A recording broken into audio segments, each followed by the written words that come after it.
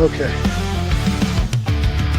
Third board leaf, sun-soaked and proud, hung in the rafters, wrapped in shroud. Hands work strong, they twist and bind, a rebel's oath, slow burned and signed.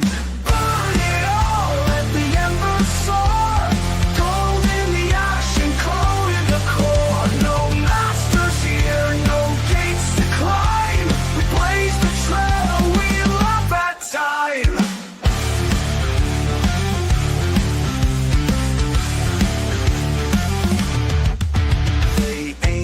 Choke what we designed. The flames don't die, they realign. The pulse within begins to rise. We break the night and claim the skies. Burn it all, let the embers soar. Gold in the ash and coal in the core. No masters here, no gates to climb. We blaze the trail, we love that time.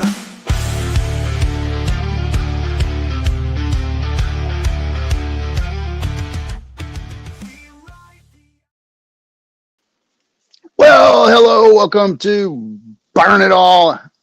Sorry, guys, we're on the phone this evening because stupid ass Microsoft decided that it's time for me to not be able to get in my computer and then tell me that my password is not my password and tell me that I need to go take a hike because I've tried to get in too many times. But anyway, protections and safety and all that kind of shit, whatever. Screw it. Sorry, we're half naked with t-shirts and stuff, but it is hotter than blazes out here, and it's starting to cool off a little bit, so hopefully having a stick right now is not going to be too brutal. Well, anyway, welcome everybody. Thanks for coming. We're talking about Monte Cristo tonight. I'm going to bring the fellas up. Where you at, fellas? I'm not here by myself. We got Triplet Dad and a Crispy Man. What's happening, fellas? How you doing, sir?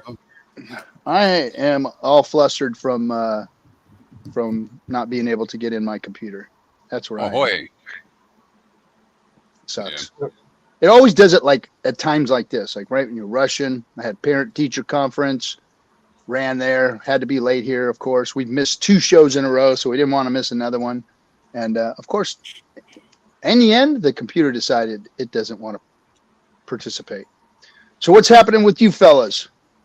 Not much. I see Mo Mindset in the chat. I don't know if you saw his most recent post on Twitter, on X.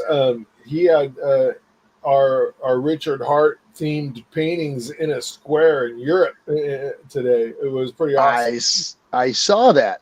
I saw that. That's pretty cool. Extremely neat.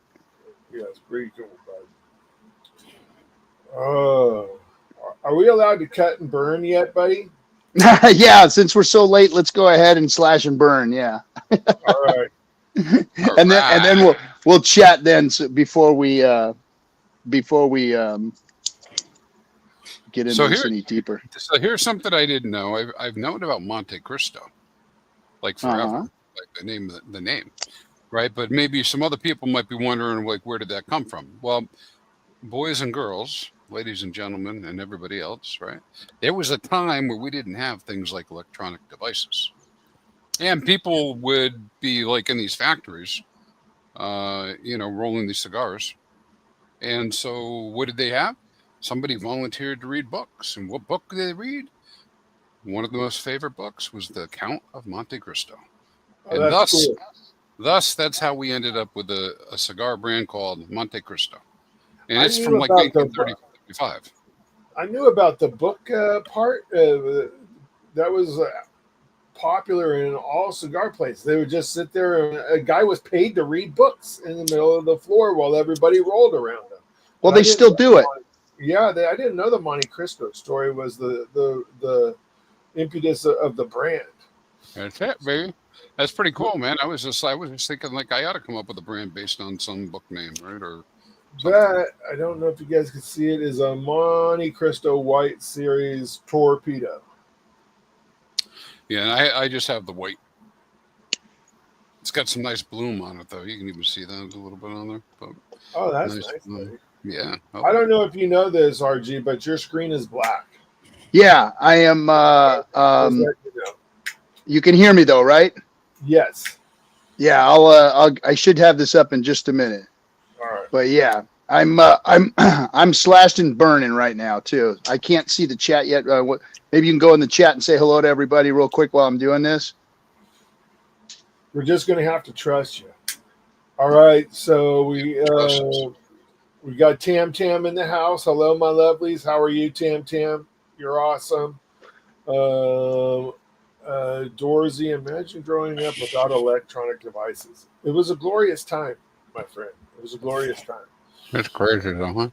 Yeah, I mean, for the first part of our lives, because we're kind of middle-aged Gen Xers, right?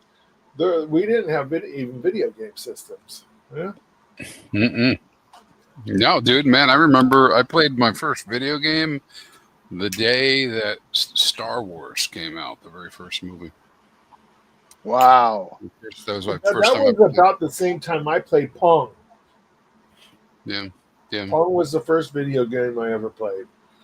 I didn't really count that, but yeah, we played Pong. How much fun was that? They turned this little knob. Oh man. Battle move. Yeah. That was the best. But to be able to do that at home on a TV when you used to have to go to the store and funnel quarters into a machine was dude, was the best thing on the planet Earth. Yeah, in a Beach lot of Whale, ways. I'm glad you're still here, bud. In a lot of ways, video gaming's a hell of a lot cheaper than it used to be. Systems are costly, but yeah, we literally would sit there and put, $10, $20, $30, $50, which was a lot of money back then in quarters. And I don't know if you guys know this. Beached Whale is the one that was on Twitter saying feeling lost. Where are you guys? I'm waiting for you for the past 2 weeks. It's a real thing, right? I mean, you start planning around stuff. Yeah. Hey, Hexander in the chat there. We did Monte Cristo this week. It is the number one cigar brand in the world, I believe. Right, I'm coming. There we go. I'm back in.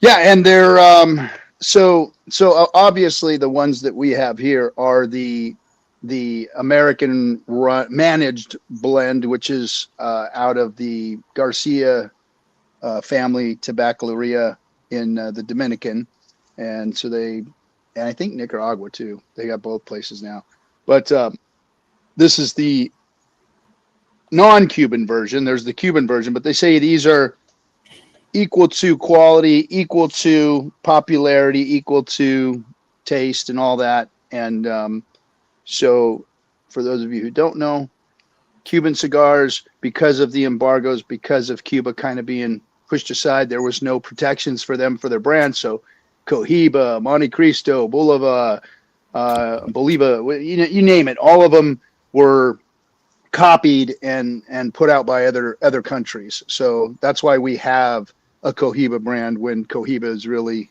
a Cuban brand. It's also an outside of Cuba brand, and they've never had protection. So that's why they can sell the brand everywhere. Hexander said that Adventure on Atari 2600 was defeated by him. Just saying. So that's that one where you had to go through the whole map and get the keys. And then part of the map had a flashlight, right? And you couldn't see anything. Yeah. What a pain in the ass that game was. It was cool, though. It was like the first kind of adventure type game. Yeah. Isn't it weird how cool that stuff was, man? I remember just staring at that thing for hours and hours trying to figure out those puzzles, just so intrigued by it. Now you look at the games today, it's like, holy shit. Yeah. Mm-hmm. Whole new world. But you know what? It was just as much fun, which is what's crazy, I mean, that was amazement back then to be able to do that stuff on your TV. Yeah. And you literally had... That's the very first game that had an Easter egg. Mm-hmm. Now, do you remember having to literally plug it into the antenna and screw it on the little box that screwed onto the two antenna screws on there to get your Atari to connect. That was the worst. That was, I do remember that.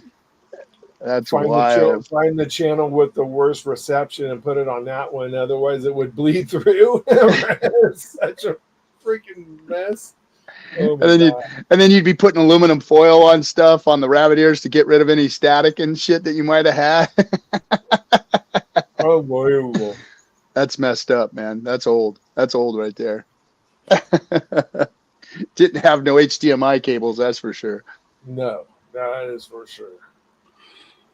No. We used to splice that stuff together by hand. So a quick shout out to Zarkas Cigar Lounge, my local haunt out here. Met some fellas, a guy named Cal, another gentleman. They're watching the show tonight.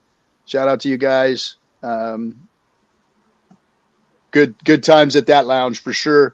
They had a big last night. They had a big 4-wheeler, a Jeep club show. So all the guys in Jeeps were there, lined up and having a cigar night at the Zarkas Cigar Lounge. It was cool.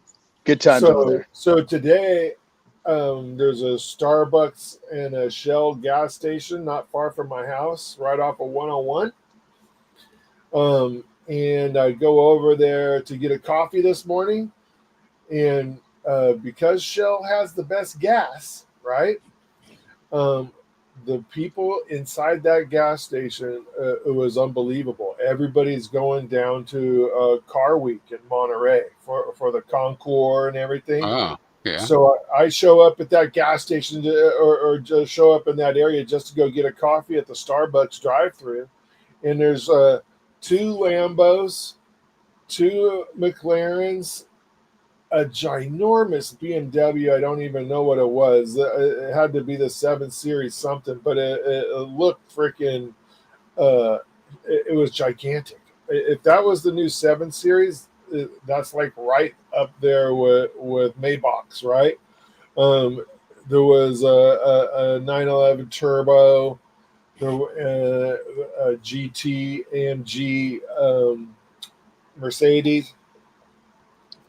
A lot of freaking dollars in the gas at the gas station today, all filling up with Shell Premium on their way down to Monterey for the Concours Car Week and everything. It's going to be awesome. Very cool. Very cool.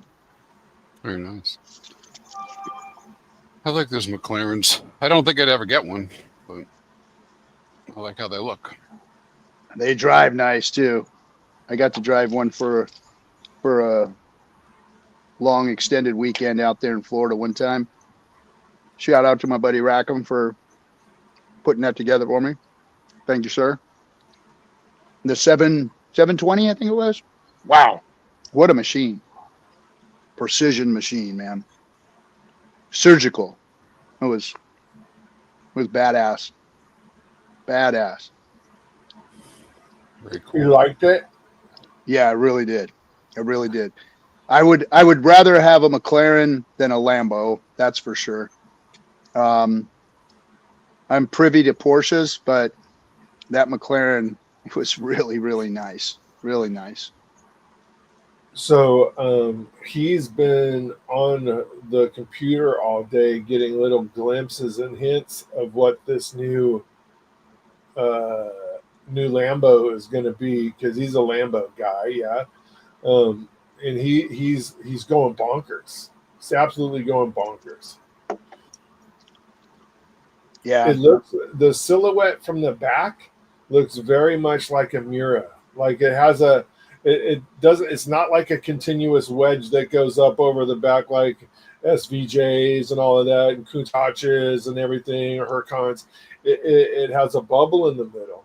So it reminded me of, maybe it was a Mura special edition or something. I don't know what it is, but it's supposed to be released tomorrow at Car Week down in Monterey. Oh, man, Monterey is so nice. So nice. Yeah.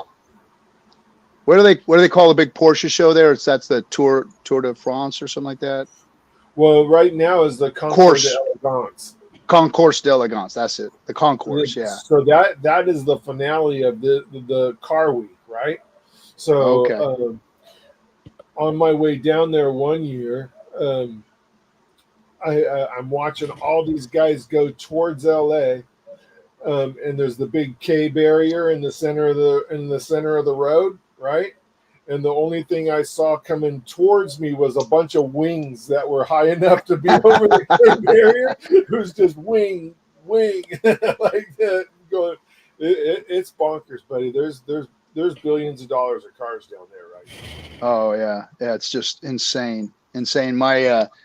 My boss many years ago was he's a big Porsche guy, and he was friends with Seinfeld and the rest of the Porsche people, and he actually had Porsche's 60th anniversary at our yard at his business, and Porsche was there and everyone was there. But he actually beat at that contest there. He actually beat one of Porsche's cars with his car for number one year, and It was just insane. Yeah, he had a 356 production race car that they took out of the box. It was a 1950 something, 53, something like that race car. And it was a Porsche factory race car. And they put the thing together with plastic wrenches so that they wouldn't even mar a bolt. Wow. And it lived in a plastic bubble its whole life with air forced into it in his museum. We had a museum at the office there, and he had all his cars and Ferraris and Porsches and shit. And he had a 350 or the what do they call it? The Spider that James Dean died in. I forget what they call that one. The 550 Spider. 550 Spider. And he had one of those. I think there's only about 10 of them left. And he rebuilt that one and ended up selling it. But yeah, he owned one of those. That car is supposed to be haunted, buddy.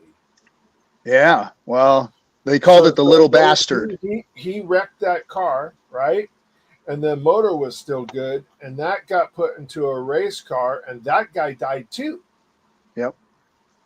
And I think the tow truck driver that picked up the car died the next day or the next week or something like that. Right after that, it was It was like, so there's a big old curse going on with James Dean's old Porsche. Yeah. That was a sad deal.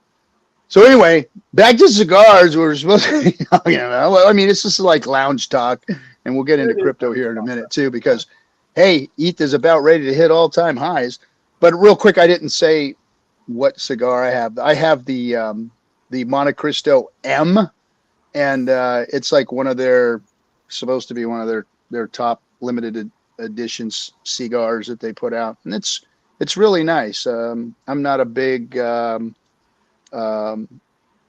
Connecticut wrapper kind of guy, but this one's really nice. A little peppery for me, but not bad.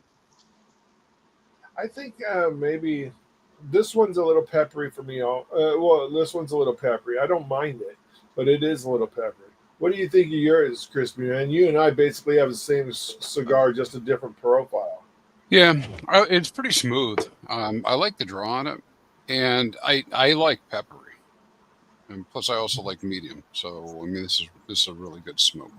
Yeah, these are like a medium smoke. I was at the lounge earlier today, and I had the My Father Blue. Have you guys had the blue yet? No. No. Are you? Okay. I've got care packages coming in. I got yours now, Crispy. I'll get that. I'll get you guys one. I got a box, and I tried the one I had. I have the Toro Gordo, so those are good. But today don't send mine. I'll just come down and get it. Okay. And then I'm going to be down there soon. I tried the Toro today, and you know what? It's a good tasting smoke. Don't get me wrong. It's delicious. But it's just so light that it's like every puff you just want a little bit more. You know what I mean? You just want a little bit more depth to it. But it was really good. Really good. Tastes almost like bread and butter kind of. It's just really sweet and vanilla and bread stick tasting. Really good. But if you smoke a lot of cigars, especially, Maduros and stuff, you it leaves you wanting a little bit more. Which one would you prefer of those new My Fathers coming out, the Fonseca or the Blue? The Fonseca. I like that Fonseca. Have you tried this new CAO? What is it? What CAO is it? I gotta look at it. Are you talking about the BX3? No, maybe I just got a box that they did. So for those of you who don't know, you can go to Cigar Bids or Famous Smokes or Famous Cigar Shop. Sorry, and there's Cigar Thief. I mean, there's a ton of them out there. You sign up. Cigar Page, and you get deals. And when you get a deal, if you like a cigar, if you're collecting cigars, you'll I'm turning into quite a collector, and I like to age them now. And I'll go tell you about my aging room I just set up. But I see deals, and like sometimes they're 50% off. Like you look everywhere else, and you'll see this box of cigars for, 50% off of everything else, and you end up getting the sticks for like $8 to $12 for sticks that are going in the shops for $18 to $25, $30, and that's a way you can grab a couple and you grab a box and put some away, or get a 5-pack and get a good deal on them. So with 5-packs and everything, buddy. I think I have 150 cigars showing up Monday just in 5-packs. That's kind of crazy. That is a lot. That's a lot in one. Man, that would be a hard box to hide coming into the front door. Yeah, there's no hiding that. So last week was kind of like the CAO deals I saw out there, and so I really liked that BX3 when I was in Portugal. One of the guys in my cigar Telegram group there. Well, we're all in it. He turned me on to that BX3, and man, it was good. And I don't really like the Brazilian wrapper stuff that much. They're just a little they taste a little green to me or something. A little kind of, I don't know, like when a cigar is not really aged, like it's brand new. That's what Brazilian wrappers taste like to me, and most of them that I've tried, but not this BX3. This BX3 is a really good smoke, and it's a CAO cigar. It's the one that's got all the different colors on it, Or it's like candy cane. Yeah. Well, it's like foil colors on the label. On the label. Okay. Yeah. No, not like a barber pole, but like on the label itself. It's got all the different colors on it, and really good. I picked up a box of those for half off, and then I got these, and I was going to unbox these out in front here. I know this is a Monte Cristo show, but man, Monte Cristo. Everybody smokes Monte Cristo, and there's like only a handful of Monte Cristos out there, really. Yeah, but they're one of the most popular. When SJ was here in the Bay Area, she and I had a Monte Cristo when we hooked up with Hex Monkey. Oh yeah. Mm-hmm. So this is what else I got. These it's one of those brands. Oh yeah, I like those a lot. Yeah. These are the 660s, the flatheads, and these are CAOs. Press, right? Yeah, it's box press, and let's see, they got the Fast Abdul's here for the tech. That one's a fat and long one. Those barber pole ones, man. I don't know why, but I always discriminated against them. They're some of the best smokes of those, right? Really, in every brand I found so far. I've had a hard time not discriminating against them myself, and I have not had one. Have you had that one that's it's like the St. Patrick's Day one? What's it called? The it'll hit me. Anyway, it's like it's got one of those Irish names to it, but anyway, I'm here. It's supposed to be really good. I've had one barber pole cigar, but I don't remember the name of it. But you're right. I'm like you guys. I haven't really gone after those that much. Maybe I'll give them a try. The ones I Yeah. don't like, as a rule of thumb, is I forget what it's called, the green wrapper. Yeah, I've got one sitting in the humi I haven't smoked yet. It's just intimidating. The Jamaican, right? I don't know what it is, but the wrapper is green. I don't like freaking green wrapper. Yeah. Just as a look, right? It doesn't. I had there's Candela. the green 858s. They have a Arturo Fuente 858 that's green. Oh, really? Yeah, and I tried that one, and it was okay, but I definitely like the other ones better. I'll tell you what, this thing has a lot of smoke, though. I like the way it is smokes. Right. That's those are called Candela wrapper. Yeah. Candela, yeah.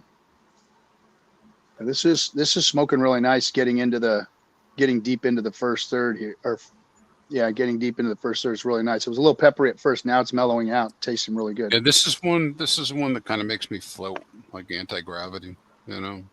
Right. You hear that? Pulse ray? X-ray? If VX keeps spouting facts like that, like Camacho, Barber Pole, and Candela, you should come on this show, buddy. Yeah. Yeah, we'll get you on the show. So I'm gonna pop these CAOs open and see what we got here. Oh wow, this box doesn't have any hinges. Interesting. And then, oh, here they are. Oh, that's cool. The Nice. the flathead logos. You just sucked all the moisture out of that box into the hot air outside. Yeah, you see how the paper curls like that? Yeah. So they're supposed to do that. You know that, right? So in authenticity is they make this the curl paper. The heat of your hand should make the paper curl like that when it comes out of the box. Not the heat of the outside. No, it's when you put them in your hand. You take the paper out and you put it in your hand and they curl up. Why does it do that? Because it's a special paper. See how it rolled over like that? Yeah. On its own, and it's a way to check authenticity. It's an authenticity paper. Watch, that'll fold the. That's interesting. Yeah. That's what they do for authenticity. So yeah, here's the 660 Nice. CAO 660. Very nice. They call these the carburetor, and then they have the what is it? The 880 is the other one that they all have. They all have names related to car engines and parts. Yeah. Very cool. Very cool. These are delicious. The manufacturer of those is a company by the name of Cane. I don't know if you've ever had the Canes. Oh yeah, I had Cane. I thought the Cane was It's part of a bigger brand. the one that did master blends. Doggone it. No. Oliva. Yeah. Isn't the Cane Oliva? Cane is part of one of those big conglomerates. I forget which one. I get the Cane Daytonas all the time. Yep. The ones with the orange band. It's very popular. Yeah, I've got a couple of the red ones in the Humi. And super good deals on Cigar Bit on Cane Daytonas all the time. Oh yeah. Yeah. You know what I don't like about that? I mean, I like Cigar Bit just fine, but I hate getting the samples. You know yeah, because you get like 3 crappy sticks with a couple of good sticks. I never buy the sample packs or the variety packs anymore. Mm-hmm. I know which ones I like, and if I don't know I like it, I know it's not that bad, right? So I'll just get a 5-pack of them anyway, and just make it a smoke in the garage stick while I'm working on a car or something like that, right? Not I'll just downgrade it or something. But yeah, I just get 5 packs of everything now. So the reason I started getting them by the box is I've said, SJ, you in the back there still? You in the? Is she still in there? Or is she gone? She's back there. I sent her a picture in Telegram to see if she can throw that up. Could you throw that picture up and TG I put in there? So what I did was I was running out of space in the humidor. So I'm like, okay, well, I'm going to go get another kind of smaller, at least another desktop to catch the overflow. And so I was at the lounge over here, and he had some second humidors that he was selling. Little scratch here, a little dent there, a little bent hinge here, cracked humi. There it is. So I grabbed this one here. Now this thing will hold like 200 sticks, 150 to 200 sticks. It's real deep and it's wide. It's a lot bigger than it looks right there. But the humidifier gauge was smashed on it. So the guy's like, yeah, $80 you can take this with you. So I'm like, hell yeah. So I grabbed it, and for $10 on Amazon, got a new meter on it. And plus I have, if you look, I got my Govee inside there. I've got like four of those. They're Bluetooth, and they're really good humimeters that you could throw in your humidor, and you could actually monitor them from your phone.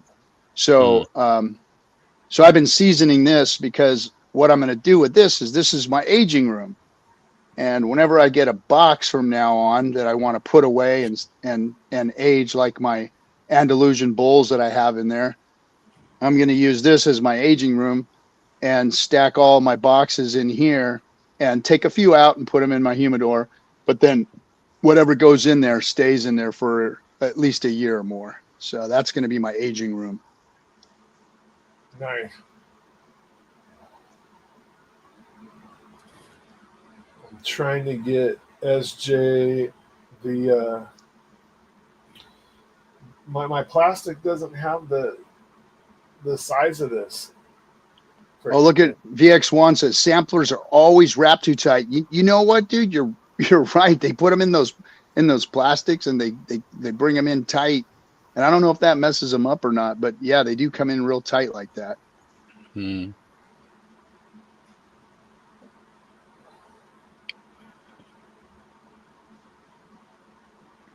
got to say, this is nice. Again, mild. I guess I'm a little bit more into the more medium bodied. Yeah. If I get a chance, I'll do a double Maduro. I mean, I like those a lot. I mean, double, where it has a Maduro binder and a Maduro wrapper. Is that what a double Maduro is? Oh, that MX squared one, buddy? Is that the one you're talking about? Yeah, I think that might be one of the ones I've seen. The CAO MX squared, those are awesome. Let's see. What is definition? Double Maduro. Because I can say it, but I might not be able to explain it. You are correct. Binder and wrapper. Binder and wrapper is Maduro. Mm-hmm. Well, that's got to make it taste nice and rich. Nice and rich.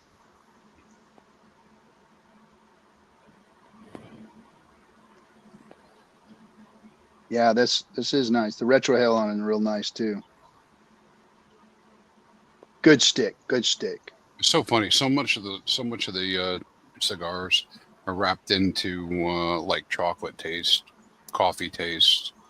It's kind of funny how that is, you know. Get a little of that light out of there. There we go. Yeah, I like that though. I like that espresso, that coffee, that rich kind of, And then a lot of those, especially if they're Dominican, if they have a lot of Dominican in them, they're they're not as peppery. The lighter smokes tend to be a little more peppery to me.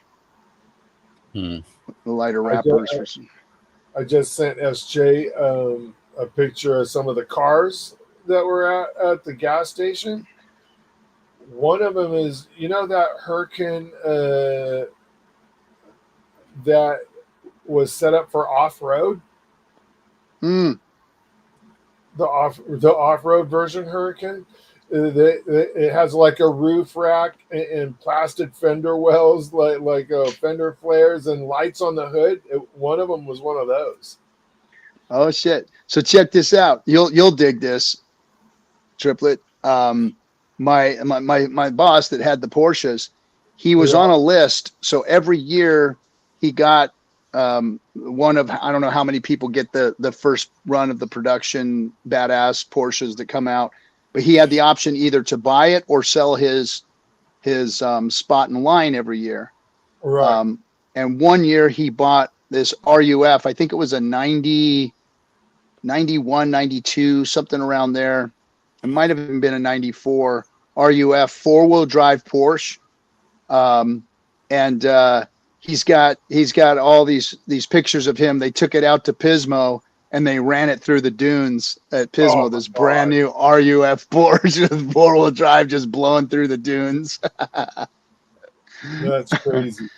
Yeah. Freaking at the time, Look at that. $100,000 car. The off-road. That's the off-road Lambo. See how it's got plastic fender flares, and you can't tell, but it's got big freaking Pia lights on the hood, and it has a roof rack. That's wild. Take a $750,000 car or $1 million car out off road, huh? Yeah, it's bonkers. That's bonkers to do that to a roof. Those things are the what is that? The yellow bird, right? Is the You got one the of money.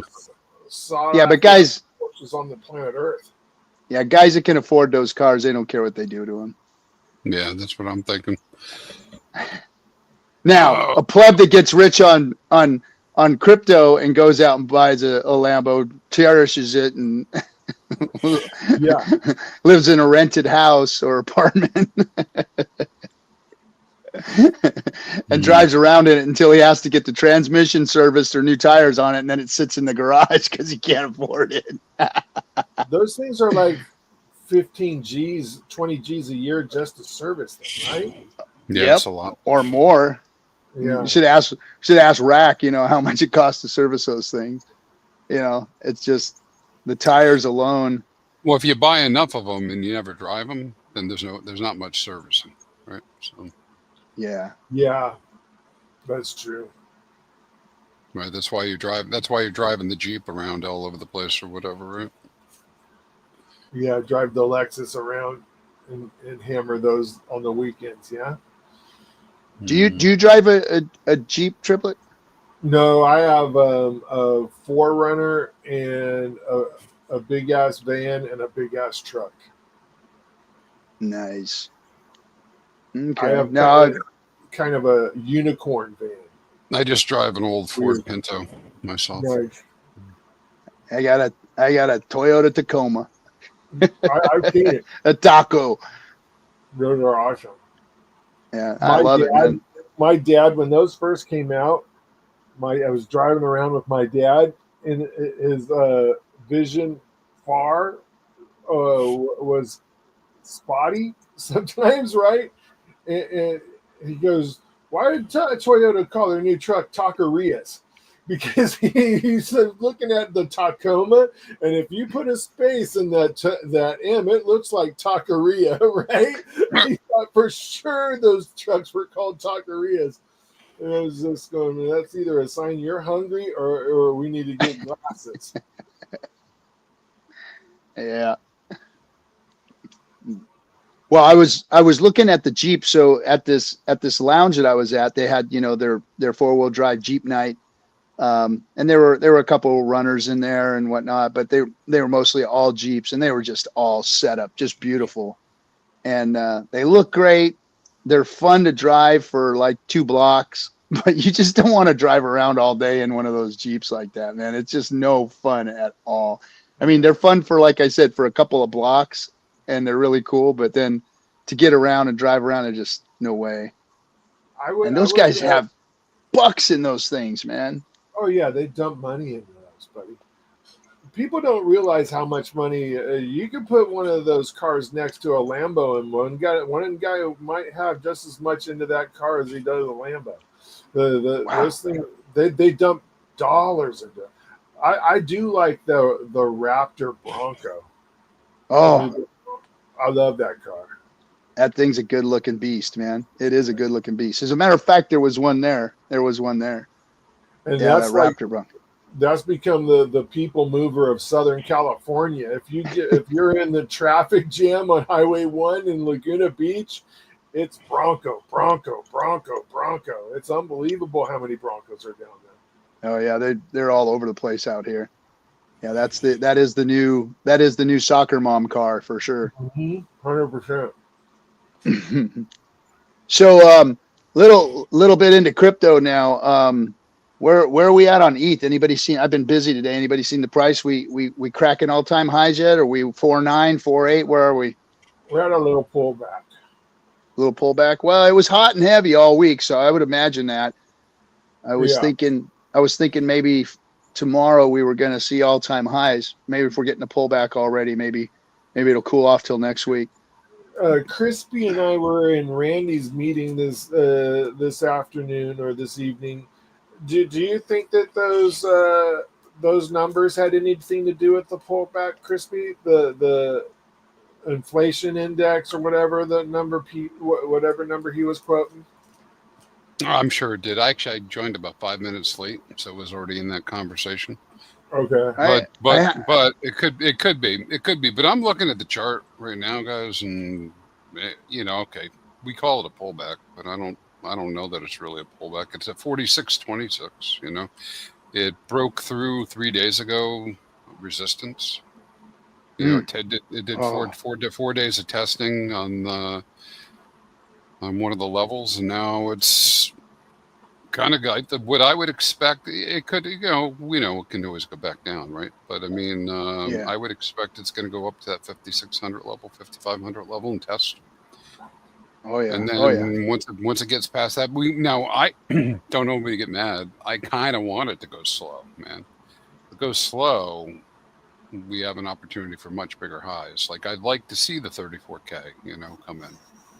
That would be wild. $34,000 Ethereum would be absolutely crazy. Yeah, it would be insane for everybody involved. But I mean, it's certainly possible. It's funny. So who sent me this? Somebody sent it to me today. It was Richard's prediction a few years ago that it was going to 36. That means in my play around wallet, I would have $100,000 in Ethereum in it. Yeah, dude. I mean, yeah. I mean, that would be awesome. It's just whatever your leftovers are, right? Yeah, $100,000 worth of gas, right? Yeah, that's what I got in there. Well, across all those damn wallets, I know there's at least that much in there, and that not just my ETH bag, but in my gas bags alone at 35K, I'll be sitting on a nice bag of ETH. Yeah. Exactly. Well, how do you get those kind of numbers? The Fibonacci's, the next level down from the last time ETH went up, is 34K-ish. You could argue it's 36, whatever, 33, right. But it's right in that range would be the next level down. And the level below that drops more significantly, right? So, and that's number of X's from the bottom type of stuff, So we'll see. Well, I mean, hey, listen, there's a lot more interest. A lot more of that ETH is locked up now. Yeah, but it's also worth a lot. So and ETH has the double whammy. So we were talking in Spaces the other day, and somebody asked a question, and I might have overstepped and maybe stepped on the person a little bit when I was talking, and I said. They were talking about the tech. Everybody's talking about the tech. And, and I was like, come on, guys. No, the fucking numbers don't care about tech. The numbers don't care about tech. And I mean, I'm not that guy. I do believe in the tech too. I believe in what we have here, especially with Hex and what Hex means to the DeFi space and DeFi in general and the tech of DeFi. And of course, Ethereum and the DeFi space has way more tech than Bitcoin. But Bitcoin has the name. Bitcoin has the draw. Bitcoin is what's run already. And I think it's ETH's turn. We always see that when the halvening comes and the moon and and Bitcoin moves, then Ethereum moves. But Ethereum has the use case. Ethereum has DeFi attached to it. Ethereum has all the EVMs that have been forked off of it. Ethereum has that tech draw. It has the use case of crypto, and it has the name because it was number two. It was. I remember on Coinbase when ETH came out, I think it was 35 cents or something when it was sitting on there. It was like, oh, a new coin. Look at this. Hey, and it's attached to Bitcoin when it comes to its popularity and people FOMOing into it and people just buying it because it's ETH.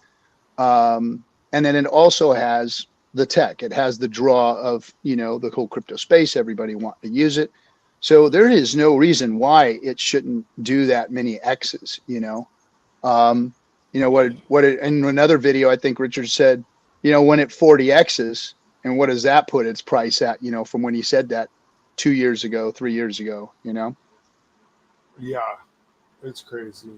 Yeah. The other chains too are using ETH as gas, right? Some of these layer 2 base uses ETH. Yeah. So it has use case all over the planet, all over the blockchains. Well, hey, and based on past stuff, right? You look at when I'm looking at the charts, we're nowhere near a top, right? Nowhere near a top. No. Now, that's just kind of like percentage wise, like 99% sure we're nowhere near a top. But back in July of 20, we saw the moving averages begin to curl up like this.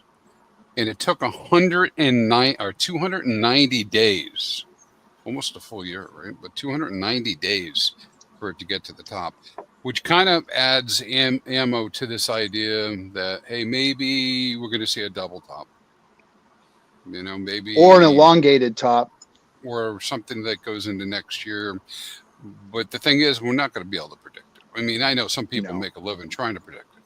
But yeah. I mean, so I'll be watching for is natural. Hey, this is a blow off top type of thing, or a top, and people should have plans that I think maybe you should plan for all the possibilities, right? Yeah, and I don't know what this means, but when in the last couple cycles, the news really moved, and I've talked about this before. The news really moved the needle. We'd see positive news, and then boom, boom, boom, the needle starts moving.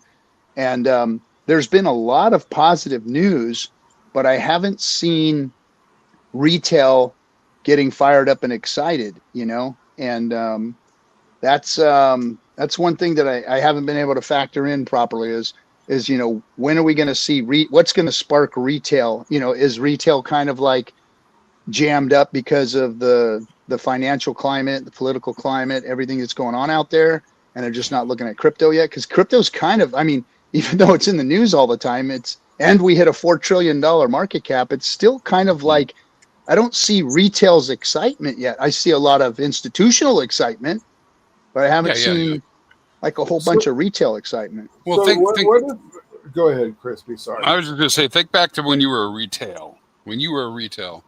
What would have caught your attention? Right now, it's like, I don't trust this thing. This is maybe a reflection, maybe how I think or used to think. I don't think this way now. But I'd be like, see, I was right. This stuff is bullshit because it never went back up to its all-time high. But then when it gets to its all-time high, you're like, I guess game on, let's go. And so I think that will be one of the key moments is when we get the all-time high. Yeah, 100. Yep. When we hit that all-time high, that's when nobody likes cheap stuff. They like expensive stuff. Yeah, but it's a confirmation that, hey, the guy. It confirms it. This thing's real. it's real again. Do you Now, guys though think that the mentality of retail, let's just say my level lower, right? New guys coming into crypto, do you think that they're going to look at Bitcoin or $36,000 Ethereum and say, I want to buy some of that? Or do you think they're going to go into alts? And then the alt season because I want to find a new Bitcoin and a new Ethereum, and I'm going to take my money and dump it into alts. I think alts has a better season than both of those. Yeah. well, I think you're probably right about that. We know that at least that's what Richard's always talked about as well, right? You have more opportunity in the more volatile stuff for the prices to go much higher. I think your exact point about whether somebody will buy a 34K ETH or not, that's going to have to do with what kind of narrative is out there. If people if you're seeing the Furus running around talking about $300,000 ETH, yes, they will buy it at 30. But if nobody's saying that, then you might see that get truncated a little bit, right? But do you see I see institutional buyers going after $30,000 ETH to take advantage of a 10x move to 300 grand, right? But I don't see a guy who works 9 to 5 going after that token. I see him going after something else that parlays off of that somehow. Yeah. Well, I think it'll be a mix. It'll be a mix for sure, I think. Yeah. So I had two guys at the cigar lounge today. We started talking. Of course, it turned crypto. What do you do? And the one guy sitting with me, Cal, he said, hey, I've been in crypto before, got out because it was so scammy. And then I just bought some ETH a few months ago, and I said, "Oh, you're up good then?" He's like, "Yeah, I just had a big move these last couple of weeks." And he said, "So what do you think?" I said, "You're safe, you're good. I think we're going to see a nice bull." And I told him, about bull runs and taught him about the cycles, and it wasn't something that they were, familiar with. And so as I showed them, we pulled it up. Here's the historical charts of all of the bull runs, and they're like, "Holy shit." And I said, that coincides with code that's built into Bitcoin called the halvening. And I talked to them about it. And they were like, you're right, And so the guy sitting there bought $1,000 worth of ETH right there on the chair. And he said, is there anything else? I said, yeah, we'll talk. I'll talk to you about some DeFi and some altcoins. And so we exchanged numbers. And of course, I'm going to talk to him about Hex and what he can do there with his ETH bags, and what that means to his X's versus what he can do on Ethereum. And then the other gentleman, he said the same thing, hey, it just got, too scammy. And now my buddy, because I got a buddy that did pretty good in 2017 and, but I didn't do real good. So I've just been leaving it alone. I got this stock and this and that. And he said, so you think crypto's going to run? I said, it's going to continuously run. And I showed him the cycles. And I said, now we've got legislation. Now we've got carte blanche to go ahead and stay alive. So there's no crypto's on the chopping block narrative anymore. It's here to stay, and it's going to continue to do these things. Now, as the years go on, just like the stock market did from the early days until now, it was highly volatile, lots of ups and downs, and now it's still volatile, but it's stabilized more, and that's what crypto will eventually do, is stabilize itself more. These big blue chips and whatnot. You're always going to have the altcoin markets that are going to, and just so you have penny stocks that are going to do the same thing. You're going to have that in crypto, but you just have to be wise and know what you're looking for and learn it, so you don't get yourself wrecked, and don't trade and find things that are going to generate yield or bring more crypto into your bags, and do it in a decentralized way that you're not that you're self-custodying it. Because of course they were talking about, I have a Gemini account, and I said, well, that's not your money. I said, I'm not telling you that you're not safe in Gemini or you're not safe in Coinbase, but there is a risk factor there where if there's a bank run or anything, they could turn you off, and you don't want that. So it was an interesting conversation. These guys kind of like totally flipped right there and became, like, man, we need to get ourselves looking at crypto. So retail is just, I think they've been scared and jaded, and they're kind of, I think, like you said, Crispy, they're watching to see those all-time highs again to confirm itself, before they all jump in. But I think people are ready. They want it. My Well, Monte Cristo is blowing up. did yours break? Mine's doing okay. I took off the white series band, and it freaking did that. Yeah. Well, these wrappers are very thin. These lighter wrappers. Yeah. The Maduros. I'm afraid to take the next band off. What are you going to do? How are you going to get it? How are you going to get it down to the pin size there? Tweezers, grab it with the tweezers up here someplace. Yeah. Now I hear there's a product out there, and we should find it. And we don't. I mean, we don't obviously cigar want glue. Cigar glue, and you can actually put it on there and kind of put your stick back together, and they actually have like a little. It looks like a little glue bottle that you could put it on there and fix Heck of a hock tui on that thing.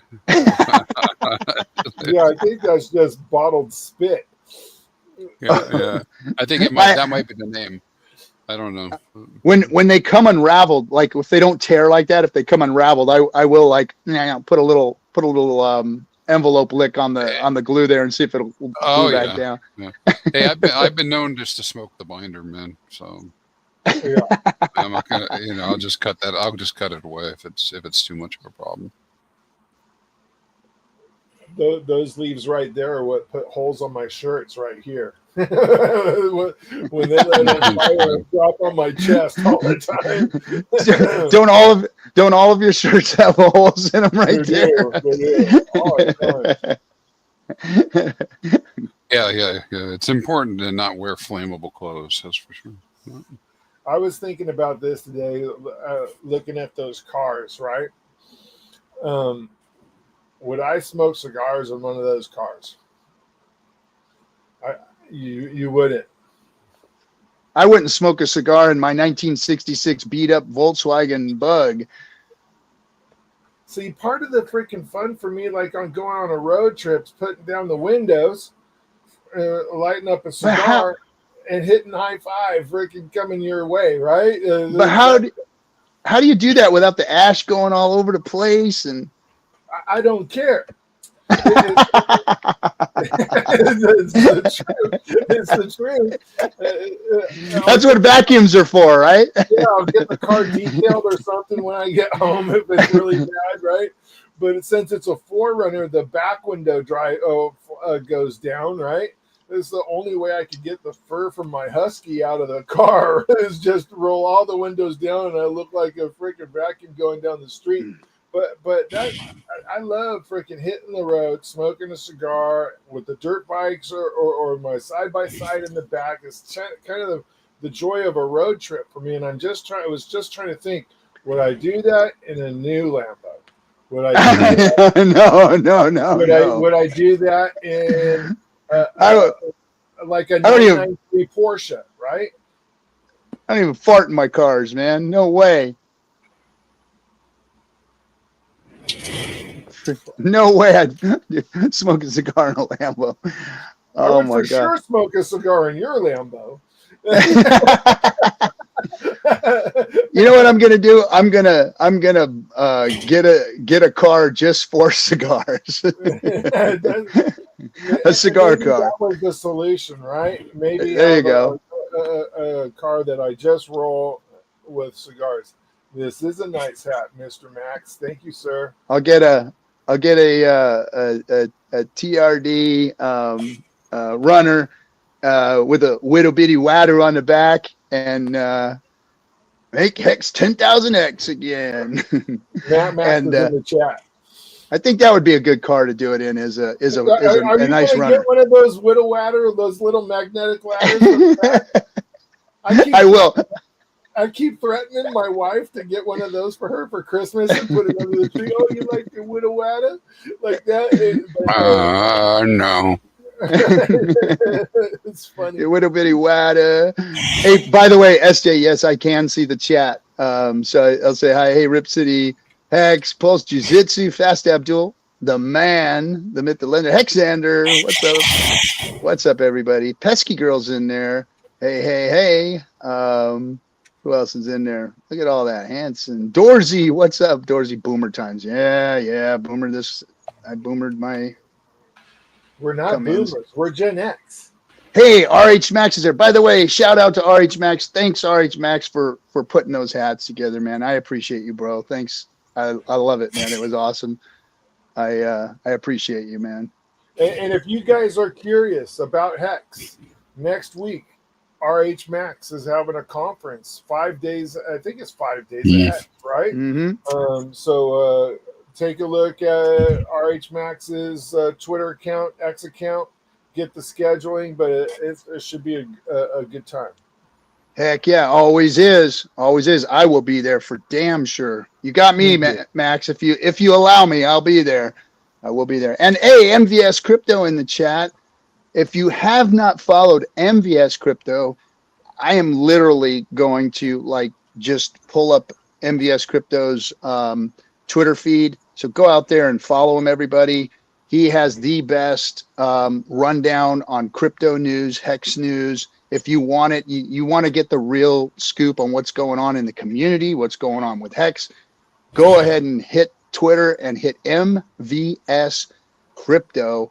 He has got the breakdown every week, laying it out, telling everybody what the news is, and just throw his stuff in Chat GPT, and you can go down into the rabbit holes and find all kinds of cool stuff. So yeah, perfect. We got links. And there's the link right there. Let's see, RG, man. Haha, RG, you're on a few sessions, so hope you're available next week. Let me know if there's time. Well, don't ask me. Ask SJ. She has control of the calendar and what we got going on. So yeah, of course I'll be there, man. Of course I'll be there. RH Max says 3 to 6 hours per day, 9 speakers. Some 369 action there. Nice. The magical numbers. There it is. Yeah, as many as I can get in, man. I love to be there. I love talking. I love hooking and jabbing with the hexagons on the pulse chain and hex streams. Hold on one second. I'm trying to see if I can do. I got something going on here. Maybe that's a little better. No. There we go. SJ says you are managing her calendar. Sweet. Yeah. Oh, that's funny. She doesn't have a calendar. She has mine, basically. She's been so busy lately. Oh my gosh, right? Crazy busy. It's like we're getting prepped for this bull market. I mean, it's everything's lining up, guys. I'm fired up. 3 years of just like wallowing in the mud and just trudging through, trying to get to the other side of this thing, man. It's been bitter, tiring, freaking brutal, blood, sweat, and tears, the whole thing. But it's going to make the glory that much more worth it, and I don't know. It's something about working hard and then seeing the fruits of the labor after that makes it feel even better, I tried to take a nap twice today, but was interrupted by phone calls twice. It's been very busy. It's when you get to a certain age, like that's like one of the enjoyments of life is being able to catch a nap somewhere. I turn on Fox Sports and watch one of the guys, and I usually nod off for like 30 minutes, 45 minutes, and then I'm back to normal for the rest of the day. Yeah. I've been watching a lot of cigar content lately and trying. Problem is, I try and go to sleep watching that, and I end up in rabbit holes looking at more and more cigars, more and more tastings, more and more information about companies. I've never had so much information before. It's so freaking cool, and then to be able to throw stuff in Chat GPT and dig even deeper and find more information out there that you didn't know existed. Like what Crispy just said, about Monte Cristo and I knew about the mundane work of rolling cigars. They would literally have somebody up in front of the cigar roller rooms reading books or playing music or whatever it is, just to keep everybody awake and alive and moving and shaking. But yeah, I didn't know that about Monte Cristo. That's very cool, and that's a very cool pirate movie, by the way, or pirate book, by the way. We got a If you hex haven't. question. Oh, we do. What do we got there? Yeah. So I've been thinking about. So this is from Eddie Gastellium. I hope I said that right. So I've been thinking about hex ladder, but we're in a bull market. So do I wait it off to sell high and have the hex already? So, oh gosh, it depends on where you're at, man. Everybody's in a different place. Are you looking to take gains this cycle? Or I mean, your hex is your hex. It's not gonna, it's gonna grow in price, but it's not gonna grow in how much hex you have. And staking increases the amount of hex you have. Right now, as you look at it with the OA staking, the hex gains over this next, cycle here are probably going to be low. So I mean, gosh, and this isn't financial advice, but there's different strategies that you can take. It depends on your time horizon and what you want to do with your crypto. You can ride it up and try and bring some out at the top and hold it off to the side as stable coins, and then buy the lows of the next cycle and increase your bag that way, and then stake what you don't take off the top here, or dollar cost out on its way up, and hold that stable till the bottom of next cycle, and bring some in, and then set up your staking ladders that way, with your hex that you get that way. There's a couple of different ways you could do it. It all depends on what your plans for this is at. I'm looking at a 12-year ladder every 2 weeks. Ooh. Here's something that I would suggest to people is to I wouldn't put your stakes that close together. Fees and what's the purpose of every 2 weeks. I think month to month is about as close as you want to get a ladder. And that's more like an income ladder. If you're looking to build a retirement fund, 3, 5, 10 years from now, depending upon your age, your time horizon, whatever. My horizon at the beginning of, when Hex first launched, I was like, hey, I want to build a staking ladder and I want to push it a few years out, because that's when I'll be ready to start pulling the staking ladder out. And then I'm going to make it for a certain amount of length and distance. And I did it monthly. And then I continuously, as those stakes come due every month, principal gets put aside, or gets put back on the end of that staking ladder to keep it rolling. And the interest or the yield that came off of that hex, I keep liquid and see what I'm going to do with it. So that's kind of what I did and what I would suggest. But every 2 weeks seems a little close. What do you guys think? Yeah, I agree with you. And this is a question for both of you, because you guys are been in Hex longer than me. If you were Eddie and you wanted to go 12 years out, would you go your furthest out and work back towards you, or would you go near to far? What do you think, Chris? Well, it depends if he's going to do a waterfall or not. Meaning he's got all the hex, he's just going to do it, right? That would be a waterfall event, do them all at the same time. Otherwise, based on share rate, yeah, I'd go out longest first and then work my way backwards.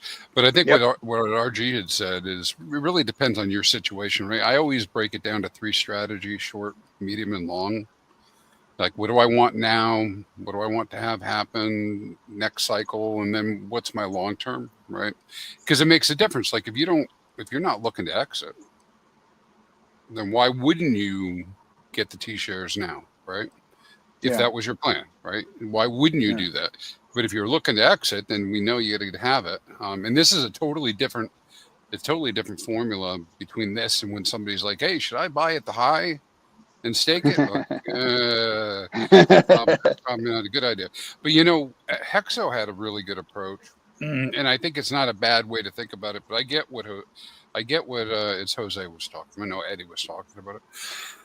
Excuse me. I get what Eddie was talking about. Right, trying to replicate a pay cycle. Right. So I get that, but I wouldn't go any lower than a month myself either. In fact, I never even quite got there. I got really comfortable with like quarterly. But then it freaked me out, and I wanted to be able to have access on a monthly basis. I like monthly, but Hexo's approach, if you have the discipline to do it, is a really good one, right? 1 year stakes, have them come out in January. There's plenty of time. You usually know what's going on with the rest of the year. You want to do some short staking afterwards, you can, but it gives you lots of options for the entire year coming up. But again, good for a newbie. Yeah, you just don't know, because you don't know what the timing is going to be on when a good time is to have Hex, liquid to be able to sell it. Like, did you really need Hex liquid at the bottom to sell it? I would say no, probably not. That probably wasn't the time to have it low. You needed stable coins. you probably want to make sure you have some Hex liquid in November. And depending also, Eddie, if you're, I get it how you're getting paid every 2 weeks, right? And you're trying to DCA over those every paycheck. You are increasing the gas needed to unstake that, right? And we're all good on Pulse Chain right now for gas. I'm not sure if you're going to be doing this on Ethereum as well, but we're not guaranteed these low rates 10 years from now. Right, so you could be creating yourself twice the work as opposed to if you did it once a month. And here's the other thing: if you are buying Hex every 2 weeks, you can just hold on to it, gather it up for a month, and then stake it. And now your stakes are bigger and they're spread out more. You're spending less on gas, and so you don't have to stake every 2 weeks, but dollar costing yourself in every 2 weeks is good, especially when you got a bull run coming, because your cost is getting more expensive. So don't sit on your cash. Of course, get your Hex as soon as you can if you're in a bull market situation. In a bear market situation is different. Maybe you can sit on some stables for a month and then buy some Hex or whatever. But in this situation where we don't know, where 1 week to the next, we might see a 30% gain, a 60% gain, a 1x, a 2x in a week. Those things happen during a bull market. So, coming in is fine. Staking isn't necessary. You don't need to stake it, every 2 weeks. You just need to, you get your Hex, you sit on it, and then you build your ladder accordingly. But like what Crispy was saying, and it's something that I don't think we talk about enough. We tell people to, it's a great strategy to work yourself from your 15-year stakes back. But why? When you buy your 15-year stakes now, because if you're coming in and if you're dollar costing in right now, you're literally putting your dollars today into the value of Hex today, which the value of Hex is obviously going up. And every day also the T-shares are increasing in price. So the more bang for your buck is if you are eventually going to have 15-year stakes, if you do want to have 15-year stakes, if you do want to have 10-year stakes, 5-year stakes, or whatever your biggest distance is, you start back there because you're getting more T-shares at this point for this dollar amount, and you're getting the most bang for it. You're getting more yield for that 10-year stake than if you were working the opposite way. If you start with your monthly stakes and your 1 year stakes and your 2 year stakes, you're getting less and less T-shares as you're moving out. You're getting less and less value as time goes on, as it goes out, because you're paying more for those T-shares and you're paying more for your Hex as time goes on. So starting all the way out and working your way back in your ladder gives you more value, theoretically, depending upon which area of the market you're buying in.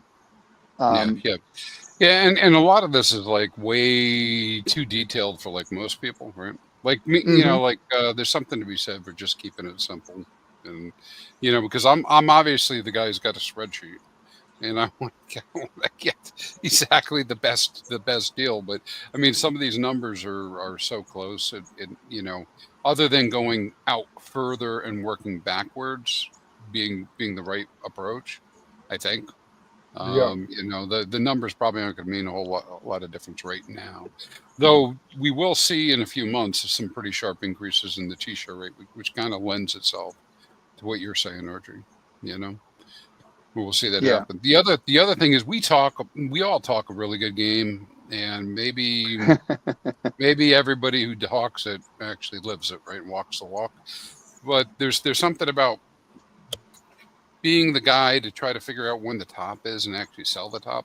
And then we talk about, well, you just hold on to the money. Don't worry about it, guys. You hold on to it and you buy the bottom. Well, a bottom could be 8 to 18 months later.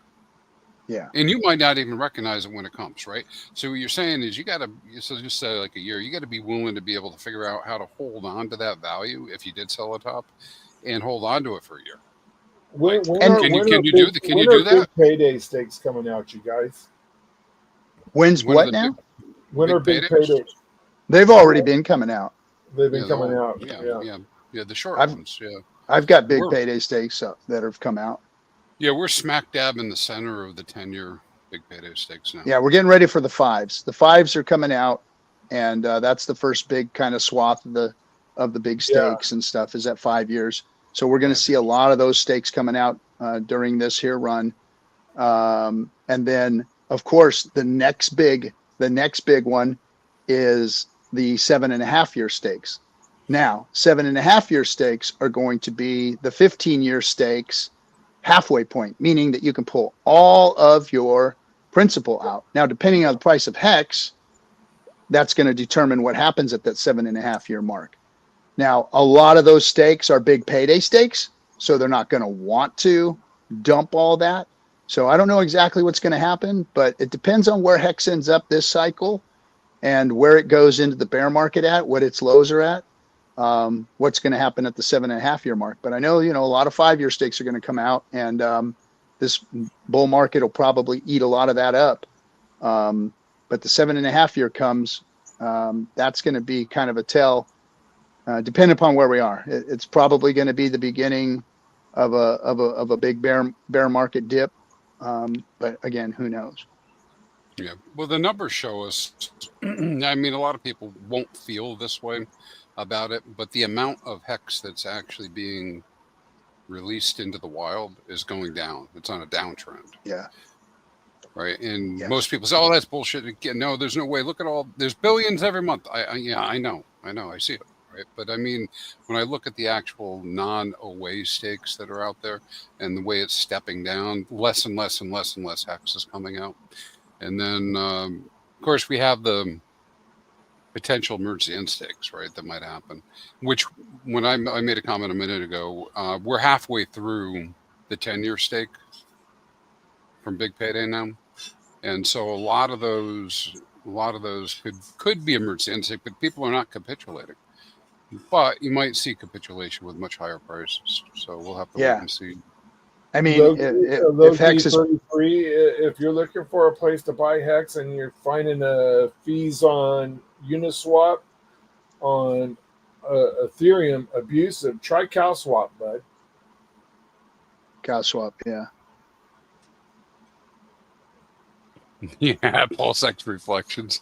Yeah, that's the ticket, right? It's on it's what's the price, What's the price? Because he's saying 10% APY paid and hex staking is 100% APY when hex does a 10x in price. And from a dollar perspective, it's true. Right? It is, and I mean, and that's what matters when you're cashing out is the dollar price. Period. End of story. Ending your stake in a dollar amount, in a dollar value that is less than your entry, of course, is no go. You're holding that, or you're restaking it, or whatever. But and of course, people in desperation mode or have over leveraged or whatever, or have to take it out. They take it out and they sell it and dump it, and that's part of the game too. Not favorable, but it happens.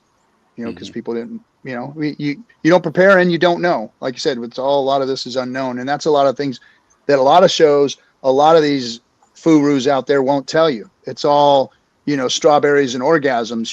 They know. You don't have a lot of people out there telling you you don't know, and you can only strategize and play blackjack as hard as you can, but the house usually wins, unfortunately.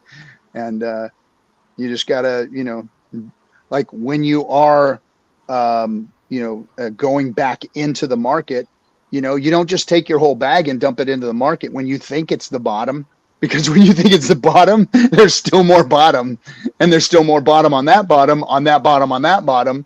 And they call it the heads and shoulders and shoulders and shoulders and shoulders down, and so you don't spend your whole bag on what you think is the bottom, and you watch it and wait, and you just discipline, and you continuously dollar cost yourself into a bear market with that bag of stables that you have, or you're waiting to bring back in. And so aping is usually never the answer, even though that is the emotional response usually that everybody has. It's really not the answer. True.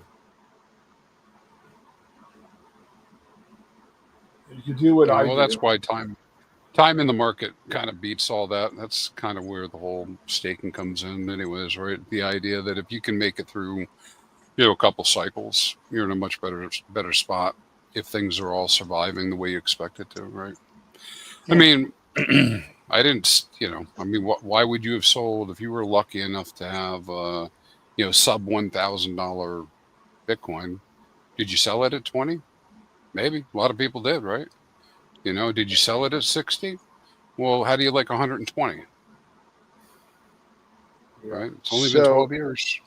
So Jose Cuervo, that is a great question, or a great statement, because it's something I think about often, and I go, wait a second, we've seen this type of yield before, and it didn't change how we were staking. It didn't change how we were reacting at the time. We were all gung ho moving forward, driving the price, driving the share rate up, therefore driving the yield. And the yield can change just as quickly as it has this time. It does eventually grow. So the yield is always growing. I don't know the exact math. Maybe Crispy can help talk about this a little more in depth on how the needle moves and how fast the needle moves, because it's like it's the opposite of hyperinflation, obviously. It's the yield is coming into a bigger pie has been sliced off for the OA. So the yield is being spread thin amongst all of the other stakers, but eventually it's going to grow, and then this also gives Hex the ability to grow in price better too.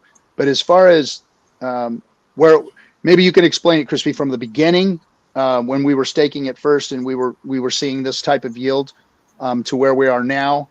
What's the narrative? How do we speak to folks about this? Because we didn't look at it that way in the beginning. We were like, hey, great, we're getting this kind of yield or whatever. I don't think it was quite this low, but Yeah, I think you're right about that. I mean, well, listen, the setup's the same, right? The difference is now that we have the OA, staking, it changed everything. But when we first started out with Hex, right, we all kind of knew how it worked, roughly, right? T-share rate goes up, less T-shares, more Hex is minted, so there's more payout goes up. So that all is still in place. It's just that we've had the adjustment downwards now, right? And so, meaning because the OA is staked. Now, the only way it goes back to where it was very quickly, is if the OA unstakes. And some people believe that might happen, but I don't think that'll happen, but maybe it will. I didn't know the OA was going to stake everything either, right? So yeah, all we can do is go based on what we can see. So we know that it's going to slowly go up and to the right. I mean, that's how it works. And the thing is only those people. And here's the thing. This is where I don't have a great answer how to convince somebody to do it, because it's really a belief thing at this point.